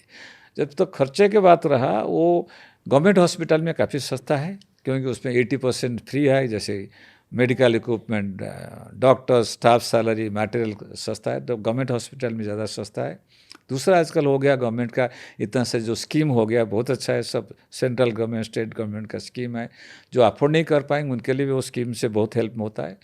और जिसका बिल्कुल नहीं है उनको एडवाइस करूँगा इंश्योरेंस करो, क्योंकि सबको ये एडवाइस करता हूँ अपने जब कोई भी इनकम करते हो अपना कपड़े के लिए कुछ पैसा रखते हो, गाड़ी के लिए रखते हो, घर के लिए रखते हो, खाने के लिए रखते हो, तो उसी मुताबिक हेल्थ के लिए एटलीस्ट इंश्योरेंस लेना चाहिए, क्योंकि जब इमरजेंसी आता है इंश्योरेंस बहुत हेल्प करता है। वो क्या तो खर्चा कम रहता है। तो एवरेज जो बाईपास खर्च सर्जरी का खर्चा कोई भी प्राइवेट हॉस्पिटल आप जाएंगे 2 लाख से 8-10 लाख तक आता है। ओके। एक बड़ा कॉमन मिथ सर हम लोग स्कूल कॉलेज देते थे कि लोग कहते हैं अपना दिल अगर आपको हार्ट चेक करना हो तो सांस रोक के देखो, इतनी सेकंड सांस रोको। ऐसा कुछ होता है कि अगर कोई आदमी एक आदमी कितनी देर सांस रोक सकता है हेल्दी हार्ट को लेकर? वो आपको डिपेंड करता है। जो बार आप देखें स्विमर जो करते हैं तो they can under can swim for 2-3 minutes, all कितना आप बॉडी को फिटनेस आप कर सकते हो उसके ऊपर कर। बट एक general average generally depends on how long you can, all fitness के ऊपर डिपेंड कर सकता है। 30 सेकंड्स तक easily one can do that. वो इनडायरेक्टली कैन लीड की आपका ओवरऑल फिटनेस ठीक है या कम है। जो कम समय तक सांस को रुक सकते हो तो उसमें ओवरऑल फिजिकल फिटनेस कम है। तो फिर ओवरऑल फिजिकल फिटनेस कम है मतलब हार्ट का बीमारी होने की चांस भी ज़्यादा है। जो ज़्यादातर रुक सकता है तो ओवरऑल फिजिकल फिटनेस अच्छा है तो उसमें हार्ट का बीमारी होने की चांस कम है। अच्छा, कई लोग बहुत सारी दवाओं का सेवन करते हैं, आप जाओ उनके पास एक झोला रखा रहता है, ये भी दवा खा रहे हैं, ये भी खा रहे हैं, ये भी खा रहे हैं, हमने बहुत देखा है। तो उससे भी हार्ट की खतरा बढ़ता है, हार्ट अटैक का? मैं तो एडवाइस करूँगा कोई ऐसे गोली मत खाओ। वो मेरा स्कूल के टाइम में हमारा एक स्टोरी पढ़ा था, बहुत मेरा अभी सारे पेशेंट को बोलता हूँ। वो रविंद्रनाथ टैगोर का एक स्टोरी था, उसमें एक किस्सा था। बाप को लड़के जाता है बाप के पास, बाप बहुत अमीर है तो उसका वाइफ का बीमारी हो गया तो बाप के पास जाता है पैसा मांगने, बहुत अमीर अच्छा डॉक्टर लाने के लिए। तो उसका जो बाप बोलता है कि if costly medicine could save life why should kings and emperors die. जो कीमती वाला गोली जान बचा सकता है तो जो अमीर लोग हैं क्यों मरेंगे, वो तो 100-1000 साल जिएंगे। वो बता रविंद्रनाथ टैगोर का स्टोरी था। वो मेरा कहना क्या है कि दवाई आपको कुछ हेल्प करेगा, लेकिन ज़्यादा दिन अच्छा ज़िंदगी बिताना चाहते हो तो अपना लाइफस्टाइल चेंज करो, वो सबसे इम्पोर्टेंट है। तो वो जो क्वेश्चन आपने पूछा है सबसे इम्पोर्टेंट है। जो गोली के ऊपर विश्वास मत रखो, गोली को साइड में रखो। मैं हार्ट सर्जन हूँ, मैं खुद गोली जितना कम देना चाहता हूँ, मैं जितना कम गोली देता हूँ। हार्ट का बीमारी है 2 ही गोली देता हूँ, एक खून पतले का गोली, एक कोलेस्ट्रॉल गोली, दैट्स इट। जिसका डायबिटीज़ है डायबिटीज़ गोली देना है, ब्लड प्रेशर है तो ब्लड प्रेशर गोली देना है, उसके बाद कोई गोली का कुछ असर नहीं है। तो गोली के ऊपर ज़्यादा बिल्कुल विश्वास मत रखो, अपने शरीर के ऊपर विश्वास रखो। जितना जो 5 चीज़ आपको बताया, exercise, yoga, diet, sleep, normal sleep, unnecessary stress मत लो, वो करो तो ठीक रहेगा। उसका ज़्यादा वो जो आपका थैली में उसको रखो, गोली को फेंक दो। ठीक है। अगर कोई आदमी सोते समय खर्राटा खूब लेता है, या बड़ा कॉमन हो गया, दबाए खर्राटे लेते हैं लोग, कान फट जाते हैं, उससे भी हाँ ये अच्छा साइन नहीं है। खराट बहुत उम्र बढ़ने के बाद क्या होता है, ये मसल से वीक हो जाता है, उनका खराट हो सकता है। लेकिन कम उम्र में हो रहा है मतलब उनका ओवरवेट होने की चांस बहुत ज़्यादा है, एक्सरसाइज बहुत कम है, ये मसल सो वीक है। These are all science of bad health. तो उसका भी हार्ट बीमारी, ब्लड प्रेशर, डायबिटीज़ बीमारी होने की चांस बहुत ज़्यादा है। जितने जो खराट लेते हैं आप देखोगे पतला जो आदमी उम्र ज़्यादा नहीं हुआ तो कम उम्र में नहीं होता है। जबकि 80 साल हो गया, 85 ईयर्स हो गया, वो खराट लेके क्या फ़र्क पड़ता है? कुछ फ़र्क नहीं पड़ता, क्योंकि उस ज़माने में उनका जो मसल उसका वीक हो जाता है, उसको वो जो सांस लेने का जो होता है रहता है वो उधर रास्ते को बंद कर देता है। लेकिन कम उम्र वाले होने का मतलब डेफिनेटली उनका ये जो चीज़ में कोई रहेगा, ओवरवेट होगा, ऐसा होगा, उनका तो इलाज करना चाहिए। इलाज मतलब पहले लाइफस्टाइल चेंज करना बहुत ज़रूरी है। तो आपने खर्राटे का भी एग्जाम्पल दे दिया कि खर्राट अगर कम करना वेट कम कर लो। एक्सरसाइज वेट कम करने का। ओके, चाय और कॉफ़ी, हाँ जी, हम जैसे लोग बहुत पीते हैं, ये भी दिल पे असर करती है। हम तो हालांकि दिल को खुश करने के लिए पीते हैं कि चाय पे शायरी बना दिया, बट ये दिल को नुकसान करती है। वही जैसे किस्सा दिया ना, जब ऑयल भी शरीर के लिए खराब नहीं, जब तक वो मोबिल ऑयल नहीं है तो कोई भी ऑयल ठीक है। तो चाय कॉफ़ी पे ऐसे है, जब तक कोई भी चीज़ मॉडरेशन करोगे तो कुछ प्रॉब्लम नहीं है। दो तीन कप चाय पी लिया तो कुछ फर्क नहीं पड़ता है। कॉफ़ी उसके साथ, चाय के साथ क्या है, वो जो शुगर, चीनी और दूध वो नहीं डालने का। तो वही चाय हमारी ओरिजिनल जो चाय था दूध और चीनी का वो नहीं तो हम था। पीते ही नहीं, हम तो वही पीते दूध वाली कड़क चाय, अदरक या, वाली। हाँ, वो तो कड़क चाय, मसाला चाय हो गया, तो फिर उसमें अच्छा थोड़ा अच्छा दूध और चीनी शक्कर डाल दिया तो वो दिल के लिए खराब है। और उसको वो ऐसे जो फीका चाय लिया तो कुछ फर्क नहीं पड़ता है। 2-3 कप तो पी सकते हैं ना हाँ, सर। आराम से। लेकिन चाय उसमें शक्कर और दूध नहीं डालने का। पतले लोगों को भी हार्ट अटैक आता है? आ सकता है, ज्यादा रिस्क मोटे में होता है? ऐसे बात नहीं है। Okay. वो बाकी रिस्क कितना है, जैसे बताया ना, ये ओवरवेट का एक ही रिस्क है, बाकी 5 सपोज इसका बाकी सब ठीक है, कोई फैमिली हिस्ट्री नहीं है, कुछ नहीं है, ब्लड प्रेशर डायबिटीज नहीं है, मोटा है, कुछ नहीं होगा उसका, हार्ट अटैक नहीं आने वाला है। ये कोविशील्ड को लेकर बड़ा चला था, फिर मैं पूछ ले रहा हूं एक बार कि कोविशील्ड वैक्सीन लगवाने के बाद Yes, हार्ट अटैक की समस्याएं बहुत बढ़ गई हैं। कुछ रिपोर्ट्स भी ऐसी अखबारों में छपी थी। उसका इमीडिएट था, वो अलग कारण था। कुछ स्पेशली लेडीज को, कम उम्र वाले को होता था, वो क्लॉट, वो अलग बीमारी है, वो क्लॉट हो जाता था, वो अलग है। लेकिन जो लॉन्ग टर्म वैक्सीन लिया और 1 साल के बाद उसके वजह से हार्ट अटैक हो, वो नहीं है। कोई साइंटिफिकल नहीं दिखाया अभी तक, लेकिन विद इन फ्यू मंथ्स हो रहा था। स्पेशल यंग लेडीज का वो ब्लड क्लॉट हो जाता था, वो अलग टाइप का है। वो क्लॉट भी पैर में हो सकता था, फेफड़े में हो सकता था, हार्ट के अंदर होता था, वो था। लेकिन इंसिडेंस बहुत कम था। आपको देखना पड़ेगा कितना, कम से कम 600 मिलियन लोगों को वैक्सीन दिया, 60 करोड़ लोगों को वैक्सीन दिया, तो कितने लोगों का हुआ उसमें? ऐसे 60 करोड़ देखेंगे और रास्ते में जाते वक्त भी वो बोलेगा कि 60 करोड़ लोगों ने काली बिल्ली दिखा होगा, उसमें तो हार्ट अटैक किसको आया होगा, तो उसमें बोला काली बिल्ली दिखा तो इसलिए हमको हार्ट अटैक आ गया। तो ऐसी बात है। इमीडिएटली पहला जो 3-4 महीने में वैक्सीन लेने के उसमें रिस्क रहता था, लेकिन 1-2 साल के बाद रिस्क नहीं होता है। मतलब अब जिन्होंने वैक्सीन ली है कोविड में, अब उन्हें खतरा अब नहीं है। आप देखेंगे ऐसे जितना अभी आजकल मरीज हम देख रहे हैं, ऑलमोस्ट सारे 90% मरीज को मैं देखा हूँ जिसका कोविड हुआ है या वैक्सीन लिया है, एक भी नहीं देखा हूँ जो उसके वजह से हार्ट अटैक हुआ है। नहीं तो मैं आसान शब्दों में पूछ लूँ सवाल कि अगर हमने 2021, 22, 23 में कोविड की वैक्सीन लगवाई थी, अभी तो अब हमें उससे कोई खतरा नहीं है? कोई डरने की बात नहीं, उससे खतरा होने वाला नहीं है। ओके, ये आप कह रहे हैं तो हम भरोसा कर लेंगे। यस। कई सारे बच्चे सर ऐसे हैं जो पुलिस की तैयारी करते हैं, आर्मी की तैयारी करते हैं। उन्होंने हमसे कहा कि बहुत दौड़ना पड़ता है, बहुत तैयारी करनी पड़ती है, कई बार हार्ट पे रिस्क होता है। आपने मैराथन का जिक्र किया। ऐसे बच्चों को आप क्या सलाह देंगे, how to keep their heart healthy? वही जो बेसिक, उससे बेहतर कुछ नहीं है। Exercise, yoga, diet, sleep. Now ये जो कोई जो एक्सरसाइज करता है उसको छाती में दर्द वगैरह हुआ, उसको बताऊंगा चेक करो, क्योंकि उनका ब्लॉकेज नहीं हुआ, उनका बर्थ डिफेक्ट हो सकता है। जैसे बताया मेरा एक दोस्त का लड़की, अभी उसे 28 साल हो गया, जब 30 साल की उम्र थी उसको वो एक्सरसाइज जैसे वो रोती थी उसका छाती दर्द होता था और ज़्यादा रोती थी, तो उन्हें सोच नहीं पाया, फिर डॉक्टर पास लेके आया। लकीली वो पीडियाट्रिशियन उसके ईसीजी किया, उसमें तो पूरा इसकी में जैसे ब्लॉकेज का आया, तो फिर हमने सिटी, हमें जल्दी चेक करो, सिटी एंजियो करके देखो, उसका गलत आर्टरी से, गलत जगह से खून का आर्टरी निकला होगा, तो गलत जगह से था। तभी से मैं बताया तो ज़्यादा एक्सरसाइज मत करो, रूटीन लाइफस्टाइल लीड करो। ठीक है, अभी कितना हुआ, 29 या 30 साल हो गए हो। ओके, ये हमारे तो ये सब बताऊँ, जो यंगस्टर है ना, वो थोड़ा चेक कर लेना डॉक्टर से कि कोई गलत जगह से आर्टरी निकला है तो वो डेंजर है, अदरवाइज कोई प्रॉब्लम नहीं है। अच्छा, जिमिंग वाला जो चल रहा है, एक्स्ट्रा जिमिंग इज हार्मफुल? जब तक धीरे धीरे प्रैक्टिस करोगे, अपना बॉडी को फिटनेस लेके आओगे, 1 महीने के बाद जिमिंग करोगे, नो प्रॉब्लम। और जिमिंग के टाइम में कहते ना सर कि जिम में लिमिट अपनी पुश कर दो। हाँ, अब पुश करने में कहाँ तक पुश कर दें कि दिल पे असर ना पड़े? मैं बिल्कुल एडवाइज नहीं करूँगा, उसको धीरे धीरे करो, एक दिन पुश मत करो। जैसे बताया, जो लास्ट 1-2 किलोमीटर में सारे मैराथन में हार्ट अटैक आता है। ये ज़्यादातर जो लोग जो सडनली आप देखे होंगे, जो जिमिंग करते वक्त उनका सडनली, नॉर्मल आदमी जो हार्ट बंद हो गया सडनली, ज़्यादातर ऐसे कारण है। ये जो लास्ट मिनट में पुश करते हैं, उसमें क्या होता है ना, जब लास्ट पुश करते हो आपका ब्लड प्रेशर बहुत ज़्यादा बढ़ जाता है। जो बहुत ज़्यादा बढ़ जाता है, आपका आर्टरी को फट सकता है। मतलब जिम अगर आप जाते हैं तो कोई अच्छा हैंडसम लड़का है, लड़की अगल बगल है, उसको देख के जिम मत करें, या ट्रेनर के साथ जिम करें, थोड़ा उसको इम्प्रेस करने की मत करो। अच्छा, एक लास्ट में फनी क्वेश्चन कर लेते सर, क्योंकि समरी पर हम आ रहे हैं। ये दिल को ऐसा किसने बना दिया?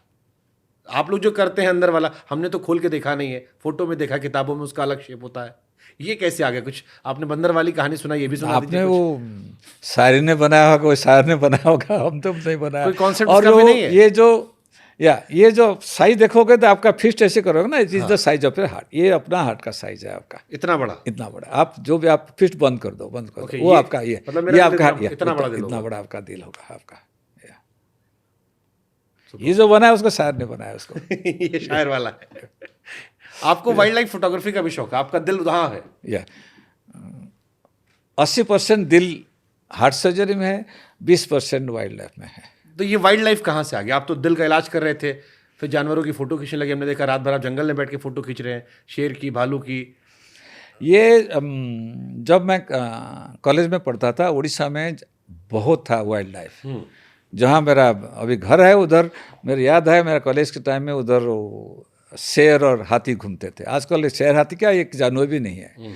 तो इंडिया में इतना सारे हमारा लास्ट 40 साल में जो वाइल्ड लाइफ का इतना कम हो गया, और दुनिया में एक दो ही जगह बाकी रहा अभी वाइल्ड लाइफ जो है, भारतवर्ष और अफ्रीका, और छोड़ के दुनिया में कहाँ भी सब खत्म हो गया वाइल्ड लाइफ। तो धीरे धीरे जैसे देखा, और मेरे से ऐसे फोटोग्राफी में मेरा शौक था ज़्यादातर। पहले नेचर फोटोग्राफी करता था, देन धीरे धीरे मेरा वाइल्ड लाइफ में शौक आया। तो इसलिए मैं देखा कि ये धीरे धीरे बहुत कम हो रहा है, और जिस रेट में चल रहा है, और एक जनरेशन के बाद हमारा जो हमारे बच्चे पोते लोग देखेंगे, उनको खाली जू में जाकर देखेंगे, और जंगल में नहीं मिलेगा उनको एक जानवर। तो वो इसीलिए मेरा उसके ऊपर शौक बढ़ा कि जितना हो सकता है थोड़ा सा कुछ भी कंट्रीब्यूशन करके हेल्प कर सकते हैं। जैसे ज़्यादा गया उसमें देखा कि ये जो वाइल्ड लाइफ में 3-4 स्टेक होल्डर है। एक जो है जानवर है, उनके लिए तो पैसा बहुत जगह आता है, लोग करते हैं। दूसरा रहा जो चारों तरफ जो लोकल लोग हैं, उनके लिए भी सब होता है। तीसरा देखा जो आपका फॉरेस्ट वर्कर, वो बहुत सारा देश में आप देखेंगे जो जानवर बचाने के लिए एक बहुत हिस्सा जो है फॉरेस्ट वर्कर, वो सब मेजॉरिटी वो सब टेम्पररी वर्कर है। इतना कमिटेड है, उनका कंडीशन बहुत ख़राब है। तो उसी में मैं इन्वॉल्व हो गया धीरे धीरे 5-7 साल से, कि उनके लिए थोड़ा हेल्प करें। तो इसीलिए मेरा हफ्ते में 4 दिन जाता है जंगल के अंदर फोटो लेने का, उसके साथ ये जो वर्कर के लिए कुछ हेल्प करने के लिए। 3 दिन सर्जरी? नहीं 25 दिन सर्जरी। अच्छा, महीने में? महीने में 4 दिन, हफ्ते में 4 दिन करूँगा, मेरा खुद हार्ट बंद हो जाएगा, क्योंकि मेरा पहला लव है हार्ट सर्जरी। उसको बंद करूँगा तो हार्ट बंद हो जाएगा। क्या लेगेसी आप छोड़ना चाहते हो आने वाली जनरेशन के लिए? जैसे अभी आपने कहा ना, अपने पोतों का जिक्र किया, बहुत सारी बातें की। I've heard कोई आप मंदिर बनवा रहे हो, मैंने ये सुना था। एक तो है ये क्या है, वाइल्ड लाइफ के लिए जितना हो सकता है जितने भी, बाकी टाइम हार्ट सर्जरी तो लास्ट डे तक मेरे को करना पड़ेगा, वो कभी मैं बंद नहीं कर पाऊंगा, वो मेरा फर्स्ट एंड लास्ट लव है। लेकिन वाइल्ड लाइफ के जितना हो सकता है एटलीस्ट 1-2 जनरेशन आपको मुझे ना करना पड़े, आपको करना पड़ेगा। अभी आपको थोड़ा सा भगा के थोड़ा एक्सरसाइज करूँगा। हाँ, करना है। तो एक वाइल्ड लाइफ का, दूसरा एक मैं I am very religious, because I believe जितना भी, वो एक किस्सा मैं बताना चाहता हूँ। चाहे हम जितना भी करते हैं, जितना भी मैं हार्ट सर्जरी 30,000 किया हूँ, लेकिन मैं सोचता हूँ दूसरा कोई करता है, हम खाली उसके लिए कर रहे हैं सामने से, क्योंकि विदाउट एनी डिवाइन इंटरवेंशन ऐसे नहीं होता है। So I very strongly believe in divine. इसलिए अब बताऊँगा, ये जो 0.1% मरते हैं ना, ये जो कॉम्प्लिकेटेड केस नहीं मरते हैं। जो नॉर्मल जिसको हम सोचते हैं कभी वो मरने वाला नहीं है, वो पेशेंट मर जाता है, और जिस पेशेंट में बोलते हैं बचने वाला नहीं है, बच जाता है। So I strongly believe there is a divine intervention. आप कोई भी हार्ट सर्जन या कोई भी डॉक्टर को पूछो, जो सबसे ज़्यादा सक्सेस हुआ है, जो सबसे कॉम्प्लिकेटेड मरीज को इलाज किया है, आई थिंक ऑलमोस्ट सब बोलेंगे कि there is a divine intervention, without that नहीं होता है। तो मैं भी वेरी स्ट्रांगली बिलीव कि there is a divine intervention, I am just there for to do it for him और हर। सो इसलिए मेरा एक है तमन्ना है, एक बड़ा जगन्नाथ का टेम्पल हम मुंबई में बनाएगा। हाँ जी, मैं उड़ीसा से हूँ और जगन्नाथ जी का बड़ा भक्त हूँ। तो मुंबई में एक बड़ा जगन्नाथ टेम्पल मेरे को बनाना है, उसके लिए तो प्रयास चल रहा है। अवश्य कि हम कभी मिले तो उसके भी कवरेज जमाए, जरूर करेंगे। Thank you so much sir, lovely talking to you, and I am sure कि बहुत सारे लोगों को इससे काफ़ी कुछ सीखने को मिलेगा। बहुत मज़ा आया बात करके आपसे। कोई एडवाइस आप देना चाहते हो लोगों को हेल्दी लाइफस्टाइल के लिए जाते जाते? हालांकि आपने दे दी इस पॉडकास्ट में 5 चीज़ें, वही 5 एंड हाँ, ये बोलूँगा कि बाबा तरक्की करने में कोई ये नहीं है, सबको बोलूँगा जितना तरक्की करोगे उतना अच्छा है। जितना पैसा कमाना है कमाओ, लेकिन पैसा को सही तरीके से खर्चा करना चाहिए, गलत तरीके से खर्चा नहीं करना चाहिए, और गलत तरीके से पैसा नहीं कमाना चाहिए। अब सही तरीके खर्चा क्या होता है सर? हर आदमी का जो अच्छा लग रहा हो कर लो, वो सही सही तरीका है। ये जो पैसा कमा रहे हो अपने लिए, ऐसे भगवान ऐसे आपको अपने आप नहीं बनाया, there is something God has done it. तो ऑलवेज वेरी इंपॉर्टेंट कि अपने लिए खर्चा करो, जितना करना है करो, बच्चों के लिए करो, पोते के लिए करो, लेकिन सोसाइटी के लिए भी करो, और जो जिसका मुंह नहीं खोलता है, जानवर बाकी का मुंह नहीं खोलता है, उनके लिए भी कुछ करो, और रिलीजियसली चीज़ करो। वो सारे चीज़ करना चाहिए, अपने के लिए, अपना फैमिली के लिए, अपना सोसाइटी के लिए, और कंट्री के लिए। ये करना चाहिए, ये थोड़ा कुछ करना चाहिए, और अगर ये तो सबका होना चाहिए। और अगर आप में से कोई देख रहा है तो हमारे शो के लिए भी आप कीजिएगा, अच्छा स्पॉन्सर दीजिएगा। Thank you so much sir. Pleasure. Lovely talk. कैसा था? बढ़िया सर। अच्छा।